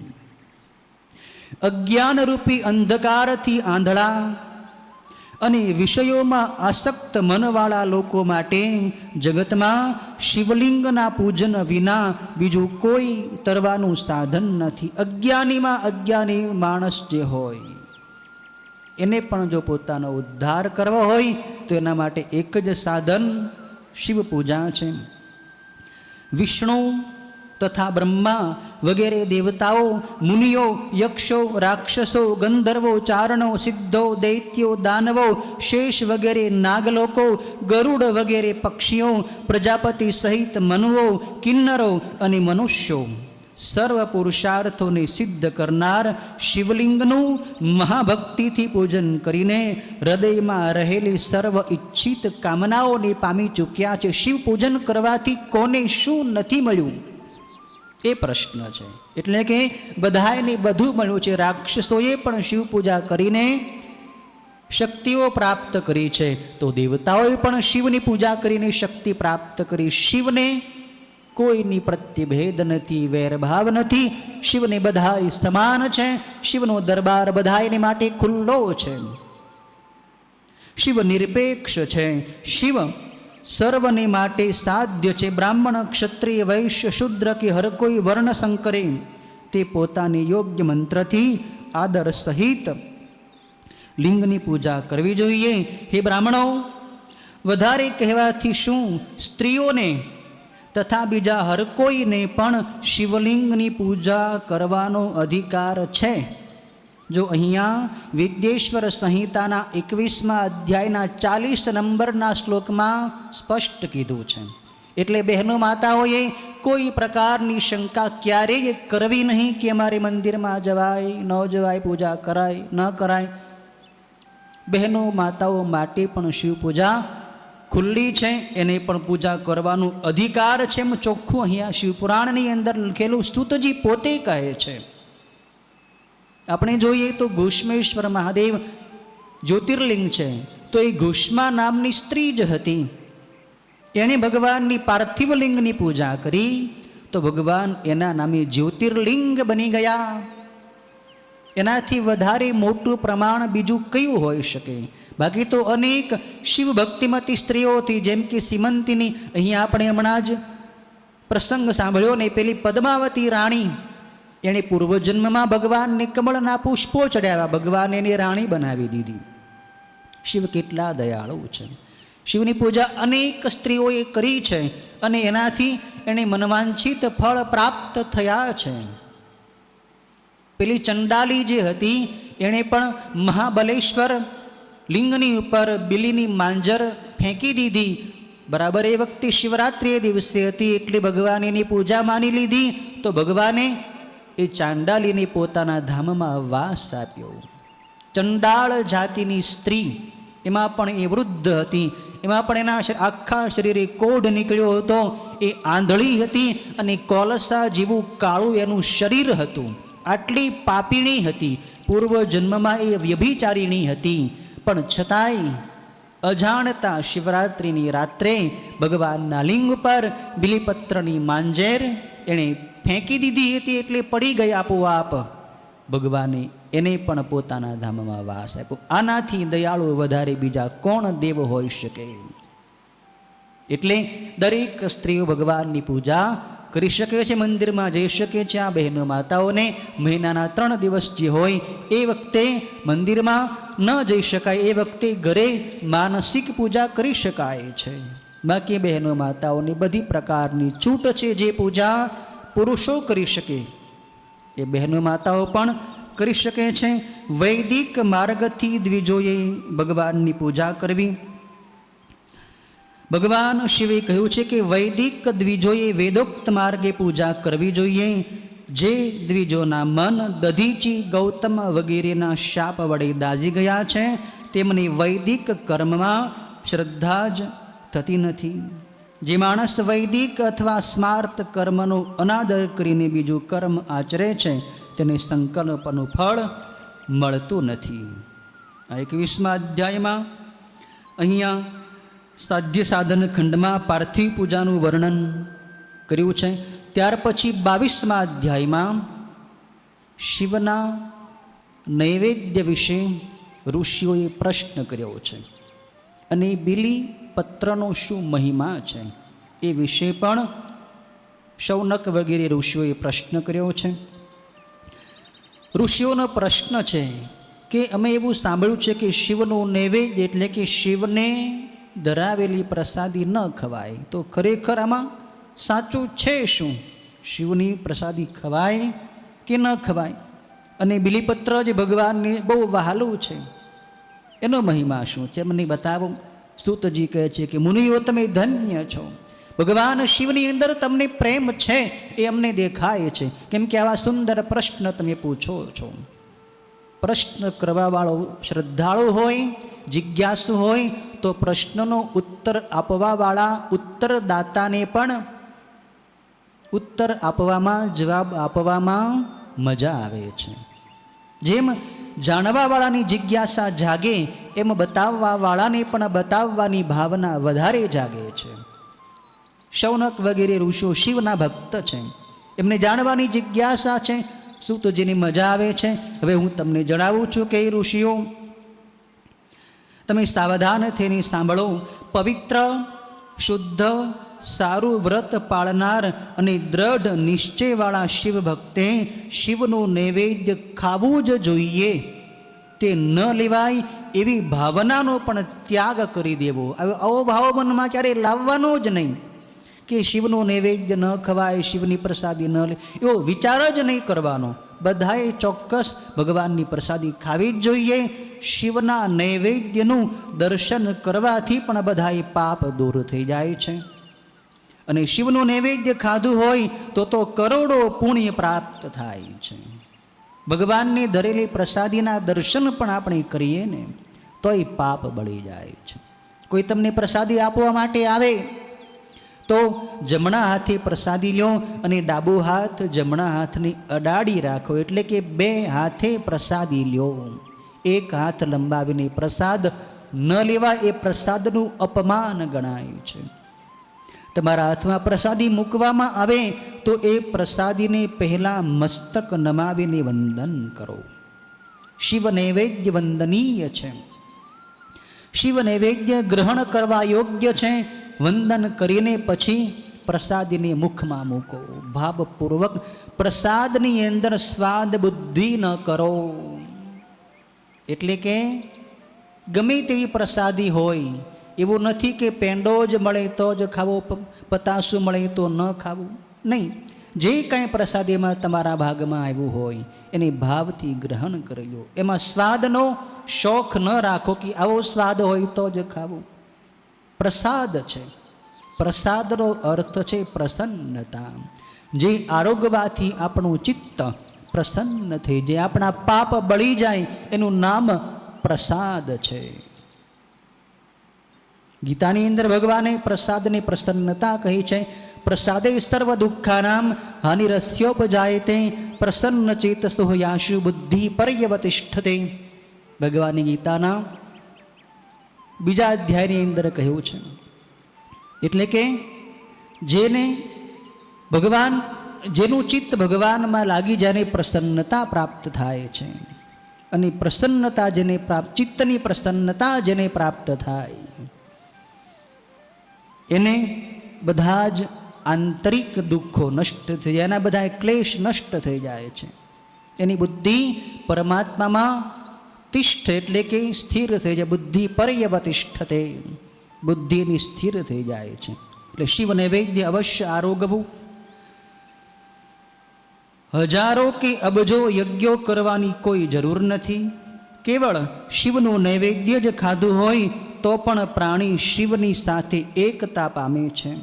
જે ઘરમાં શિવના નૈવેદ્યનો પ્રચાર પણ થાય છે તે ઘર આખું પવિત્ર થઈ જાય છે અને બીજાને પણ એ પવિત્ર બનાવવામાં કારણ બને. તમારી પાસે પ્રસાદ આવ્યો હોય તો બીજાને વહેંચો. બધો પોતે જ ખાઈ જવો એમ નહીં. અહીંથી લઈ જાઓ, ઘર સુધી જાઓ, રસ્તામાં કોઈ મળે અને પ્રસાદ આપો, ભાઈ લ્યો, તમે પણ પવિત્ર બનો. વધારે પ્રસાદ લેવો એમ નહીં. પ્રસાદ થોડી માત્રામાં, એક ચપટી પણ મળી, એક દાણો પણ મળી જાય પ્રસાદનો તો પણ તમારા પાપ બળી જશે. બીજાને વહેંચો તો તમને પણ એનું ફળ મળશે. જે ઘરની અંદર બધા સભ્યોની વચ્ચે શિવનો પ્રસાદ વહેંચાય છે એ ઘર આખું પવિત્ર થઈ જાય છે. આવેલા નૈવેદ્યને મસ્તકથી નમન કરીને ગ્રહણ કરી શિવનું સ્મરણ કરીને હર્ષ અને પ્રયત્નથી તે ખાવું. જો અહીં એમ લખેલું છે કે શિવનું નૈવેદ્ય આવ્યું છે તેને બીજા સમયે લઈશું, એમ ઢીલ કરવાથી પણ માણસને પાપ લાગે. તમે કોઈ કામમાં છો કે તમે કંઈક કામ કરી રહ્યા છો અને કોઈ તમને ભગવાનની પ્રસાદી આપવા આવ્યું તો તમે એને એમ જો કે ભાઈ ઘડીક ખાઈને હમણાં હું થોડુંક કામમાંથી ફ્રી થાવ, નવરો થાવ, પછી હું પ્રસાદ લઈ લઈશ, તો એમ તમે ઢીલ કરી તો એ પાપ લાગે નહીં. કામ તમારું ઘડીક બંધ રાખી દો. પ્રસાદ આવી છે તો પ્રસાદી પહેલાં લઈ લો અને પછી કામ કરો. એનો અનાદર ન કરો, ઢીલ ન કરો. પ્રસાદ ખાવામાં ઢીલ કરવાથી પણ પાપ લાગે. જેને શિવનું નૈવેદ્ય લેવાની ઈચ્છા થતી નથી તે અતિશય પાપી કરતાં પણ વધારે પાપી છે. જેને ઈચ્છા ન થાય કે મારે ભગવાનની પ્રસાદી નથી ખાવી, આવો જેને અનાદર તિરસ્કૃત ભાવ છે ભગવાનમાં, એ અતિશય વધારે પાપી કરતાં વધારે પાપી છે અને તે અવશ્ય નરકમાં પણ જાય છે. માટે ભગવાન શંકરને જેણે હૃદય ઉપર ધારણ કર્યા હોય એવા શિવની દીક્ષાવાળા ભક્તે શિવનું નૈવેદ્ય ખાવું જ જોઈએ, સ્પષ્ટ લખ્યું છે. શિવની દીક્ષાવાળા ભક્તે દરેક પ્રકારના લિંગોનું મહાપ્રસાદ નામનું પવિત્ર નૈવેદ્ય ખાવું જ જોઈએ. જેઓ બીજા દેવોની દીક્ષાથી યુક્ત હોય છતાં જેમનું મન શિવની ભક્તિમાં રમતું હોય તેમના માટે શિવ નૈવેદ્ય ખાવાનો નિર્ણય તમે પ્રીતિથી સાંભળો. કોઈ માણસ શિવનો ભક્ત નથી, કોઈ બીજા દેવી દેવતાનો ભક્ત છે અને એને જો શિવનું નૈવેદ્ય ખાવું હોય તો એણે શાલિગ્રામ, પારો, પથ્થર, ચાંદી કે સોનાના લિંગની દેવો કે સિદ્ધોએ પ્રતિષ્ઠા કરેલી હોય અને કાશ્મીરમાં સ્ફટિકનું કે રત્નનું જે લિંગ હોય છે તેમજ બીજા બધા જે જ્યોતિર્લિંગો છે તેમનું નૈવેદ્ય ખાવું તે ચાંદ્રાયણ વ્રત ક્રિયા સમાન કહેવાય છે.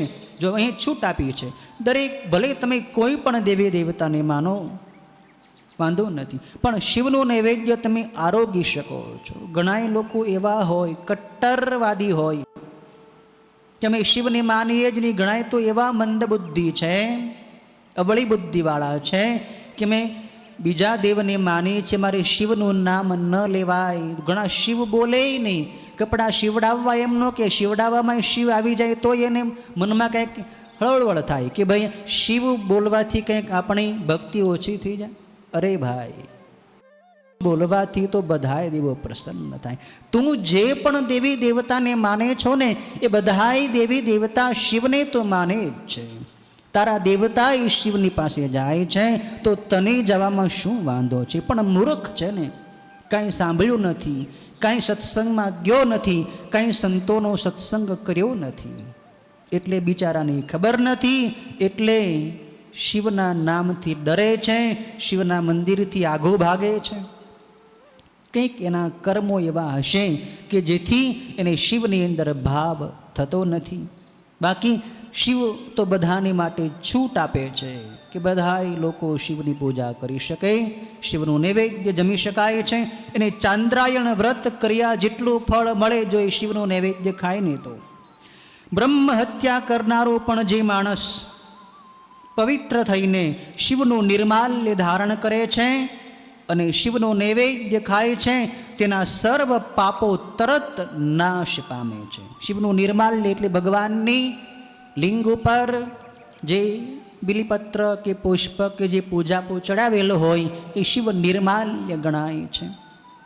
એને લઈને તમે એને નમન લ્યો, માથી મસ્તક ઉપર અડાડો, કપાળમાં અડાડો, બંને આંખે અડાડો, કંઠમાં, હૃદયમાં, નાભીમાં, દરેક ચક્રો જ્યાં આપણા શરીરમાં 7 ચક્રો આવેલા છે, નાભી સુધીના ચક્રોને એનો સ્પર્શ કરાવો, તો તમારા બધાય પાપ બળી જાય અને શિવનું નૈવેદ્ય આરોગો તો બ્રહ્મ હત્યા જેવું ભયંકર પાપ હોય તોય તરત નાશ પામે છે. બાણલિંગમાં, લોઢાના લિંગમાં, સિદ્ધલિંગમાં, સ્વયંભૂલિંગમાં તેમજ શિવની બધી પ્રતિમાઓમાં ચંડનો અધિકાર કરાતો નથી. જ્યાં ચંડનો અધિકાર હોય ત્યાં માણસોએ એ નૈવેદ્ય ન લેવું. પણ આ કોના માટે છે? જે શિવનો ભક્ત નથી એના માટે. ચંડ એટલે જે મંદિરમાં કોઈ પૂજારી કાયમ માટે પૂજા કરતા હોય, જે પૂજારીને એ મંદિર આવકનું સાધન હોય, એના આધારે એનો જીવન નિર્વાહ ચાલતો હોય, તો એમને તમે એવા મંદિરમાં તમે ભગવાનનું નૈવેદ્ય ધરવા જાઓ તો એ પ્રસાદી એને પણ આપવી અને તમારે પણ લેવી, એનો અધિકાર છે પૂજા કરવાનો. એ કાયમ માટેની પૂજા કરે છે, સવારે સાંજ એ મંદિરના પૂજારી છે, તો એમને પણ નૈવેદ્ય આપો, કેમ કે એ એના આધારે નભે છે. અને તમે પણ શિવના ભક્ત છો તો તમારે એ લેવામાં દોષ નથી. આ જે લોકો શિવના ભક્ત નથી એના માટે એનું વિધાન છે કે એણે એવું પ્રસાદ ન લેવાય કે જ્યાં ચંડનો અધિકાર, જ્યાં પૂજારીનો અધિકાર. બાકી શિવના ભક્ત હોય એણે તો દરેક પ્રકારના શિવલિંગને ધરેલું નૈવેદ્ય અવશ્ય જમવું જોઈએ, ખાવું જોઈએ. શિવલિંગને વિધિપૂર્વક નવરાવી તે લિંગને નવરાવ્યાનું પાણી જે 3 વાર પીવે છે તેના 3 પ્રકારના પાપો જલ્દી નાશ પામે છે. ભગવાનને ચડાવેલું પાણી, ભગવાનની પરિક્રમા કરીએ તો ગંગાજીનું જે મુખ હોય એમાંથી તમે આચમન લ્યો 3 વખત તો 3 જન્મના પાપ નાશ પામી જાય. લિંગની ઉપર જે દ્રવ્ય ચડાવવામાં આવ્યું હોય તે ગ્રહણ કરાતું નથી, પણ લિંગના સ્પર્શથી જે રહિત હોય તેને અતિશય પવિત્ર થયેલું જાણવું. એટલે કે કોઈ શિવલિંગની ઉપર જે દ્રવ્ય ચડાવી દીધું હોય એ દ્રવ્ય જે શિવનો ભક્ત નથી એણે ન લેવાય, પણ જે શિવનો અનન્ય ભક્ત છે, શિવની દીક્ષા જેણે લીધી છે એવા ભક્તે તો એવું નૈવેદ્ય, એવું કોઈ માનો કે ફળ હોય, કોઈ કેળું, કોઈ સફરજન, એને લિંગને અડાડ્યું હોય તો જે શિવનો ભક્ત ન હોય, જે બીજા કોઈ દેવી દેવતાને માને છે તો એણે એ ગ્રહણ ન કરવું. પણ જે શિવનો ભક્ત છે એને તો એ ગ્રહણ કરી શકાય છે. હા, એમાં એક છૂટ આ રીતે આપે છે શાસ્ત્રોમાં. અન્ય શૈવ શાસ્ત્રોની અંદર એવું એક વિધાન બતાવ્યું છે કે જે શિવનો ભક્ત નથી, બીજા કોઈ દેવી દેવતાને માને છે, તો એણે જો શિવલિંગને અડાડેલું ફળ હોય કે પ્રસાદી હોય એ ખાવું હોય તો એણે શાલિગ્રામની શિલાને એ ફળ સ્પર્શ કરાવવો. એ નૈવેદ્ય જે પ્રસાદી શિવલિંગને અડાડી હોય એ શિવલિંગને અડાડ્યા પછી શાલિગ્રામને અડાડવું અને પછી એ પણ એ નૈવેદ્ય ખાઈ શકે છે, એ પણ એ ફળ અને પ્રસાદી આરોગી શકે છે. એટલે એમાં વધારે કોઈ વિધિ વિધાનમાં પડવાની જરૂર નથી. શિવ તો દયાળુ છે, એમાં કોઈ દોષ નથી, કોઈ પાપ નથી. ભગવાનની પ્રસાદી બધા લઈ શકે છે. એ ઉત્તમ મુનિઓ આ પ્રમાણે મેં નૈવેદ્યની વાત, નૈવેદ્યનો નિર્ણય તમને સંભળાવ્યો. હવે બિલીના વૃક્ષનો મહિમા શું છે એ તમને હું સંભળાવું છું. બિલીનું ઝાડ મહાદેવ સ્વરૂપ છે, તેની દેવતાઓએ પણ સ્તુતિ કરી છે. તેનો મહિમા જેમ તેમ કંઈ થોડો કહી શકાય, ન કહી શકાય. લોકમાં જેટલા જેટલા પવિત્ર તીર્થો પ્રખ્યાત છે તે બધાય તીર્થો બિલ્લીના મૂળમાં વસે છે. ગંગા, ગોદાવરી, બધી નદીઓના જળના જે તીર્થો છે, ઋષિકેશ, હરિદ્વાર છે, પ્રયાગરાજ તીર્થ, બધાય તીર્થો બિલી વૃક્ષના મૂળની અંદર વસે છે. જે પુણ્યાત્મા પુરુષ બિલીના મૂળમાં લિંગ સ્વરૂપ અવિનાશી મહાદેવને પૂજે છે તે ખરેખર ભગવાન શિવને પામી જાય છે. બિલીના મૂળમાં જે શિવના મસ્તક પર જળનો અભિષેક એટલે કે સિંચન કરે છે તેણે સર્વ તીર્થોમાં સ્નાન કર્યું ગણાય છે અને એ જ મનુષ્ય પૃથ્વી ઉપર પવિત્ર થાય છે. એ બિલ્લીના મૂળની ચોપાસ કરેલા સર્વોત્તમ ક્યારાને પાણીથી ભરપૂર જોઈને મહાદેવ અત્યંત સંતોષ પામે. મહાદેવ બધું જોવે છે. કોઈ ભક્તે બિલ્લીના ખામણામાં બિલ્લીના ક્યારામાં પાણી ભર્યું હોય, પાણી પાયું હોય, ભગવાન જોવે તો ભગવાન સંતુષ્ટ થઈ જાય કે ધન્ય છે આ ભક્તને કે જેણે મારા બિલી વૃક્ષને જળનું સિંચન કર્યું. જે માણસ બિલીના ઝાડને ચંદન પુષ્પ વગેરેથી પૂજે છે તે શિવલોકને પામી જાય છે અને તેની સંતતિ એટલે કે પુત્રો સુખેથી વધે છે. બિલીના મૂળમાં જે આદર સાથે દીપમાળા પ્રગટાવે છે તે તત્વજ્ઞાન પ્રાપ્ત કરીને મહેશ્વરમાં લીન થઈ જાય છે, શિવની અંદર ભળી જાય છે. બિલીની શાખાને એટલે કે ડાળીને હાથમાં લઈ તેનું નવું પાન ગ્રહણ કરીને જે બિલીના ઝાડની પૂજે છે તે બધાય પાપોથી છૂટી જાય છે. જો આપણા ગુરુજી આ કરતા હો, ગુરુજી રોજ પૂજા કરવા જતા મંદિરમાં, અમે જોયું છે નજરે. પૂજા કરીને પછી મંદિરમાંથી બહાર નીકળી ગુરુદેવ પોતાના કક્ષમાં જતા હોય, રસ્તામાં બિલીનું આશ્રમના પટાંગણમાં બિલીનું ઝાડ હોય. એ બિલીના ઝાડમાં કુમળી કુમળી શાખાઓ ડાળીઓ ફૂટી હોય અને એ ડાળીમાં નવા નવા કુમળા કુમળા પાન, કુણા કુણા પાન આવેલા હોય તો ગુરુજી એ પાનને સ્પર્શ કરતા, અડતા અને એને આંખે અડાડતા અને વંદન કરતા અને પછી ગુરુજી પોતાના કક્ષમાં જતા.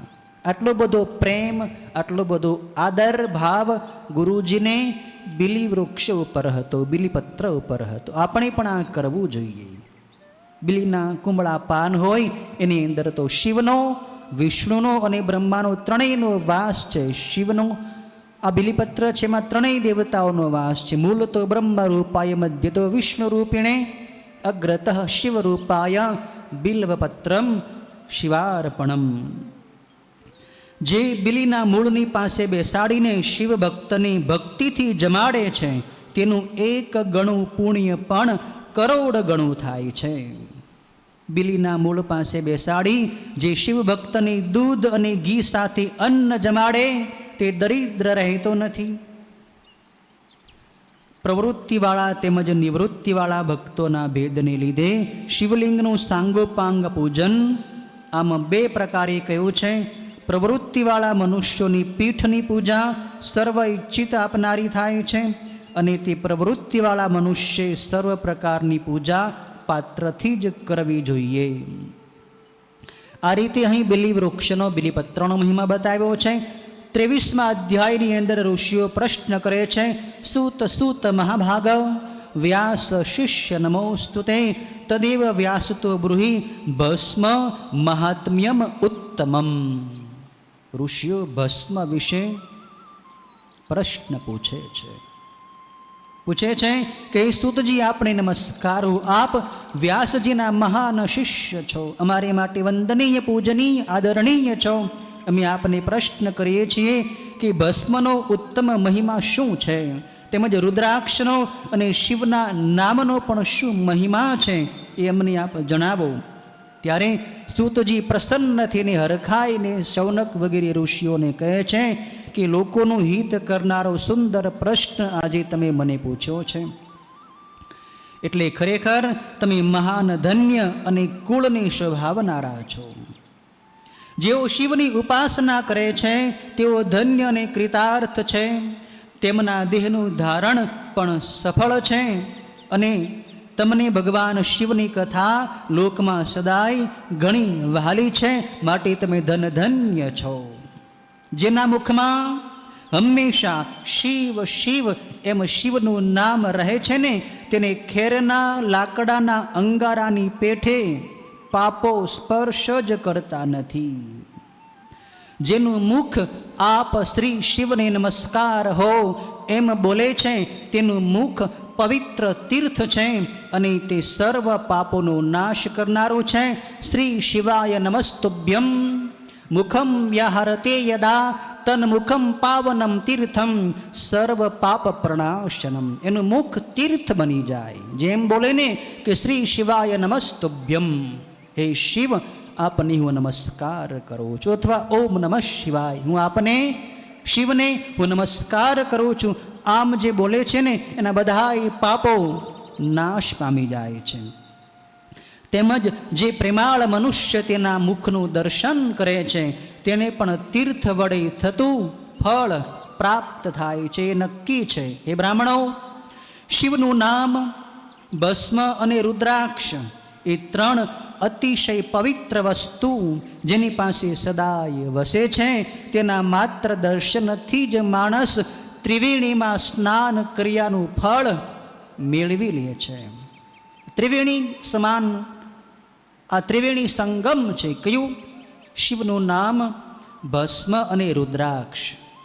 તમે ભસ્મ લગાડો, રુદ્રાક્ષનો પારો પહેરો, આખી રુદ્રાક્ષની માળા પહેરો અને ઓમ નમઃ શિવાય, ઓમ નમઃ શિવાય, મહાદેવ મહાદેવ મહાદેવ બોલો. ત્રિવેણીમાં સ્નાન કર્યાનું ફળ મળશે. તમારી પ્રયાગરાજમાં જવાની જરૂર નથી. અહીંયા ઘરે બેઠા તમને ત્રિવેણી સ્નાનનું ફળ મળી જશે. કેમ કે શિવનું નામ, ભસ્મ અને રુદ્રાક્ષ એ ત્રણ મહાન પવિત્ર હોય, ત્રિવેણી સમાન ગણાય છે. આ ત્રણેય વસ્તુ જેના શરીર ઉપર સદાય રહે છે તેનું જ દર્શન લોકમાં દુર્લભ અને પાપને હરનારું છે.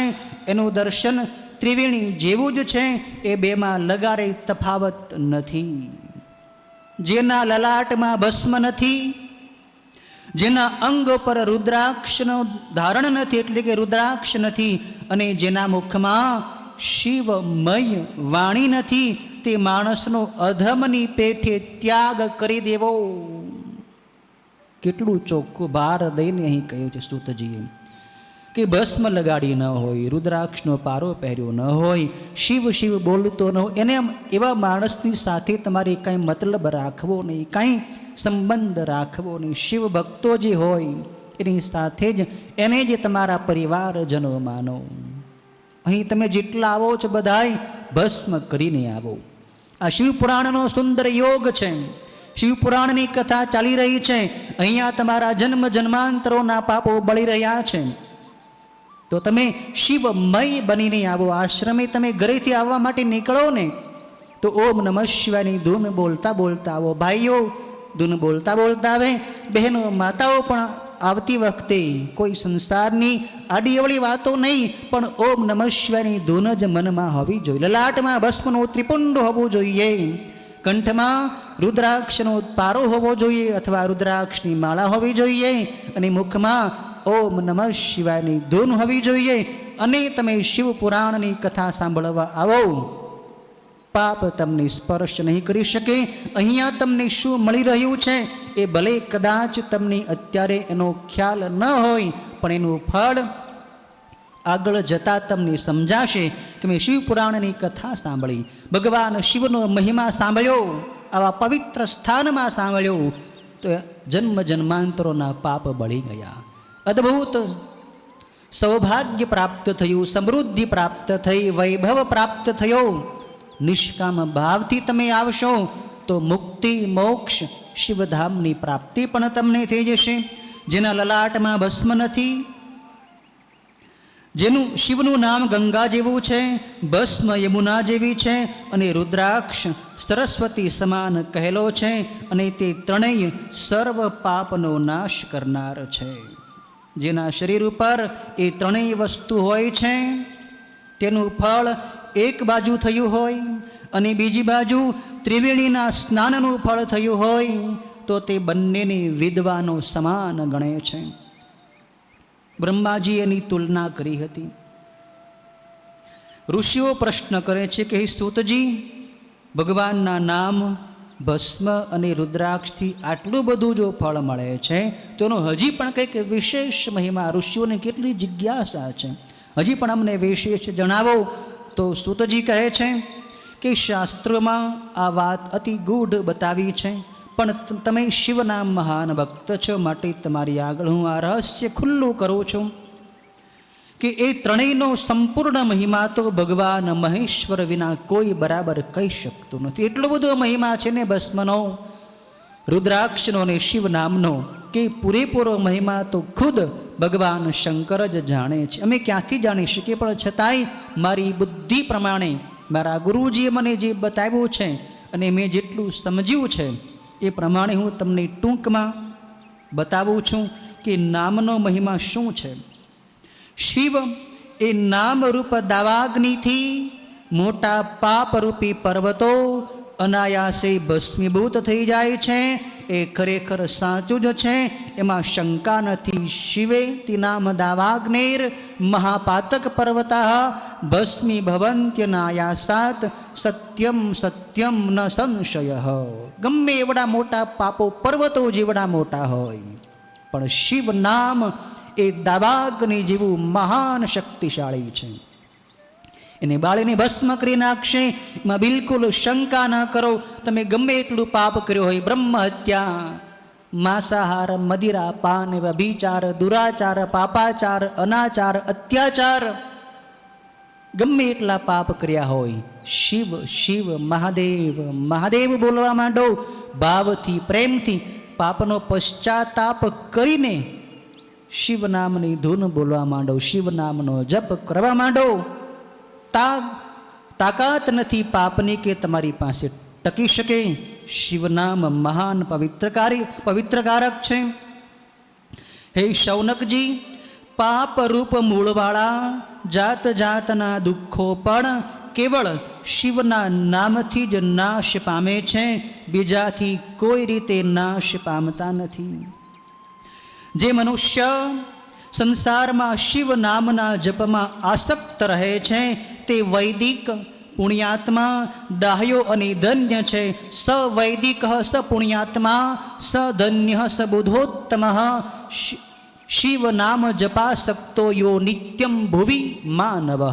સૂતજી કહે છે, જેણે શિવનું નામ જપવામાં પ્રેમ છે ને એ જ માણસ વૈદિક છે, એ જ પુણ્યાત્મા છે અને એ જ બુદ્ધિમાન છે, એ જે ચતુર છે, એ જે ડાહ્યો છે કે જે શિવનું નામ જપે. બાકી બકવાસ તો બીજા ઘણાએ કરતા હોય, આડી અવળી ગમે એવી વાતો તો ઘણાય લોકો વાણીનો દુરુપયોગ કરતા હોય, ગમે એવી ચતુરાઈ ભરેલી વાતો કરતા હોય, પણ એ ચતુર નથી, બુદ્ધિમાન નથી. જે શિવનું નામ જપે છે એ જ ચતુર છે. જીભ શિવનું નામ જપવા માટે મળી છે, એને સંસારની કોથળીમાં ન વાપરો. આંખ શિવ દર્શન માટે મળી છે, સંસારના દુષ્ટ દ્રશ્યોને જોઈને આંખ ન બગાડો. મન શિવ સ્મરણ માટે મળ્યું છે, શિવ સ્મરણ સિવાય સંસારનું ચિંતન સ્મરણ કરીને મનને બગાડો નહીં. હાથ શિવની સેવા માટે મળ્યા છે, પાપ કર્મ કરીને હાથને બગાડો નહીં. તમારું સંપૂર્ણ શરીર, દરેક અંગ પ્રત્યંગો શિવની ભક્તિ માટે મળ્યા છે, એ સિવાય બીજું કામ કરો નહીં. જે માણસનું શરીર શિવની ભક્તિ માટે જ યોજાય પ્રયોજાય છે એ જ મનુષ્ય કહેવાની લાયક છે. જે મનુષ્ય, હે મુનિવાર, શિવ નામમાં જપમાં જેઓને વિશ્વાસ બેસે છે ને તેમને અનેક પ્રકારના ધર્મો તરત જ ફળ આપવા તત્પર થાય છે. હે મુનિવાર, શિવના નામથી જેટલા પાપો નાશ પામે છે એટલા પાપો સંસારમાં મનુષ્યો કરતાય નથી. કરીને માણસ કેટલાક પાપ કરશે, કરી લે ગમે એટલા પાપ, પણ શિવનું નામ છે ને એ બધા એ પાપોને બાળવા માટે સમર્થ છે. પણ હા, એક લાલ બત્તી, એક સાવધાની, એક સમજવાની વાત છે કે ઘણાય માણસો એમ સમજી લે, આવું સાંભળે ને એટલે એને એમ થાય કે ભાઈ આમાં તો શિવનું નામ તો છે જ, આપણે પાપ અત્યારે કરી નાખીએ, પછી શિવ શિવ બોલી નાખશું, શિવની ધૂન બોલી લેશું, પાપ બળી જશે. તો એવી રીતે પાપ તમે શિવના નામના ભરોસે પાપ કરશો તો એ પાપ બળશે નહીં, એ પાપ વજ્રલેપ થઈ જશે. હા, તમારાથી ભૂલમાં અજાણતા પાપ થઈ ગયા છે તો એવા પાપ શિવ નામ બોલવાથી બળી જશે. પણ તમે જાણી જોઈને એમ માનીને કે શિવનું નામ બોલી નાખશું પાપ બળી જશે, અત્યારે ખૂબ પાપ કરી લો, અત્યારે ભ્રષ્ટાચાર કરી લો, દુરાચાર કરી લો, ભગવાનની પૂજા કરી નાખશો કે નામ બોલી નાખશું કે ભસ્મ લગાડી દઈશું પાપ બળી જશે, તો એમ પાપ ન બળે. કેમ કે શિવ નામનો ઉપયોગ તમે પાપ કરવા માટે કર્યો એટલે એ પાપ બળશે નહીં. એટલે હવે નવું પાપ ન કરો, જૂના પાપ તો ભગવાનની કૃપાથી બળી જ જશે. જાણી જોઈને પાપ ન કરો. બ્રહ્મ હત્યાદી પાપોના અમાપ ઢગલાઓને માણસોએ ઉચ્ચારેલું શિવનું નામ તરત જ નષ્ટ કરે છે.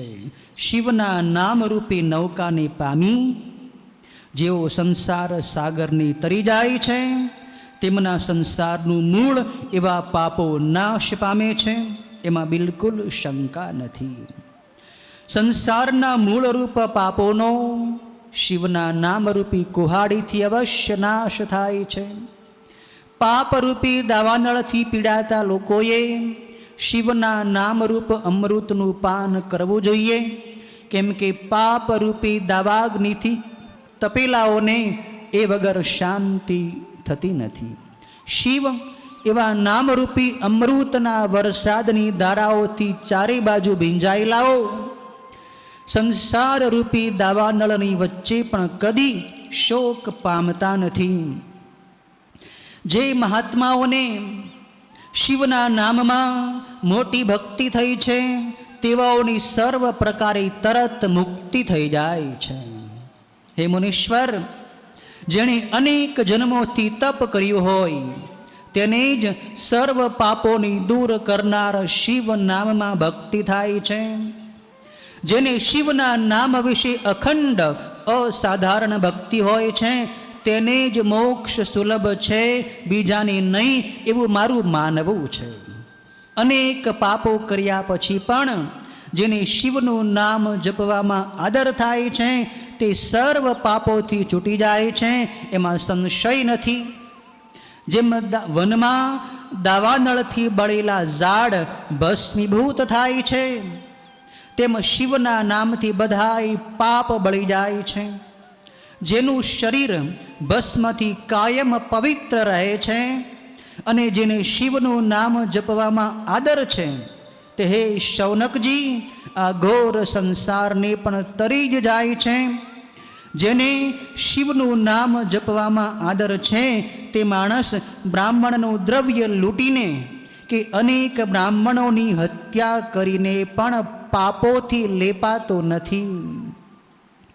પહેલાંના વિદ્વાનોએ સમગ્ર વેદો તપાસીને નક્કી કર્યું છે કે શિવના નામનો જપ જ આ સંસાર તરવાનો શ્રેષ્ઠ ઉપાય છે.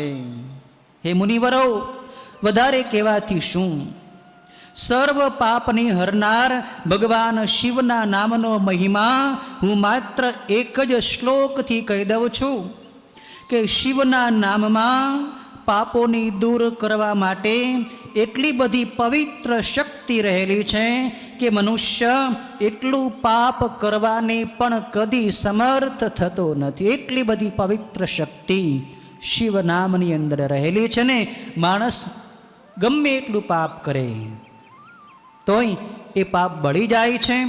પાપ એટલું કરવાય માણસ શક્તિમાન નથી કે જેટલા પાપો શિવના નામથી બળી જાય છે. એ મુનિવર, ઇન્દ્રદ્યુમ્ન નામનો રાજા ઘણો પાપી હતો, છતાંય શિવના નામના પ્રભાવથી એ ઉત્તમ સદગતિ પામ્યો છે.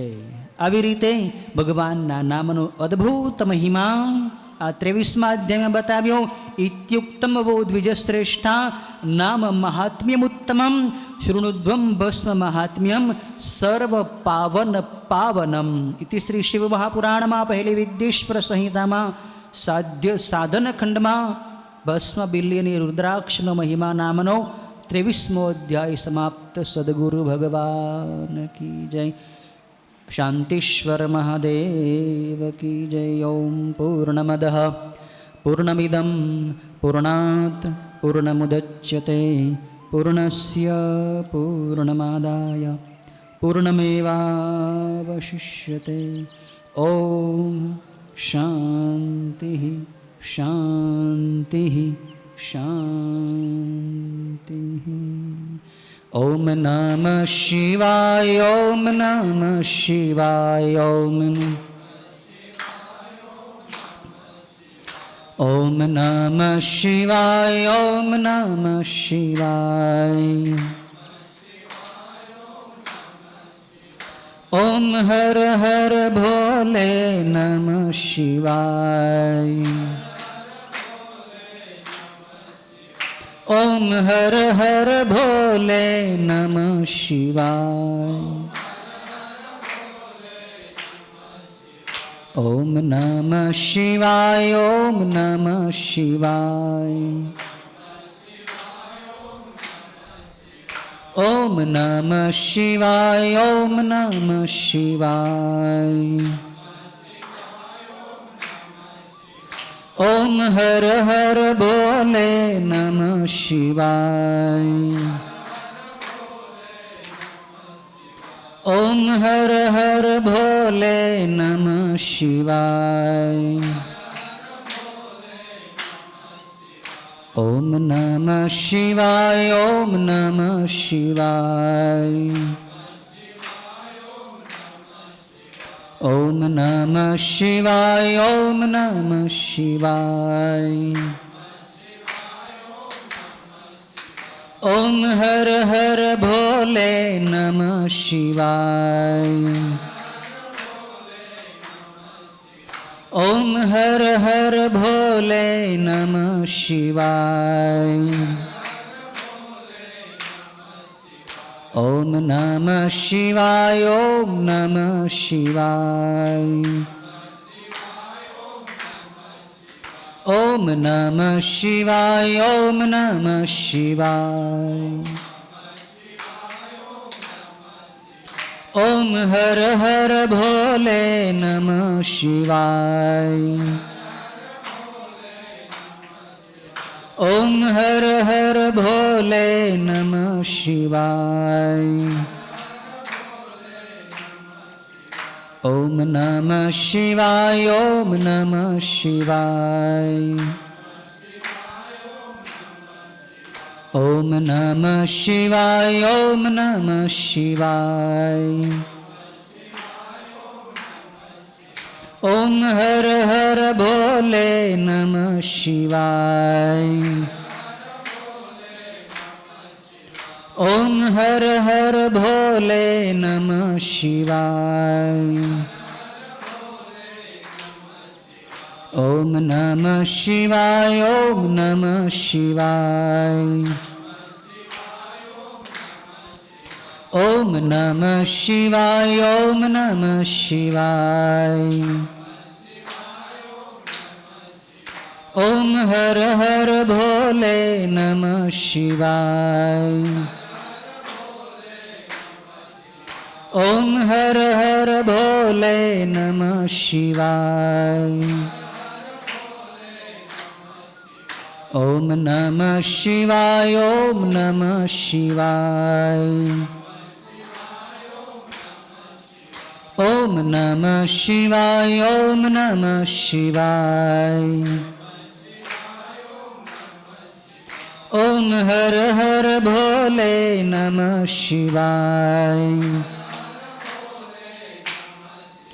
ઓમ હર હર ભોલે નમઃ શિવાય. ઓમ નમઃ પાર્વતી પતયે. હર હર મહાદેવ.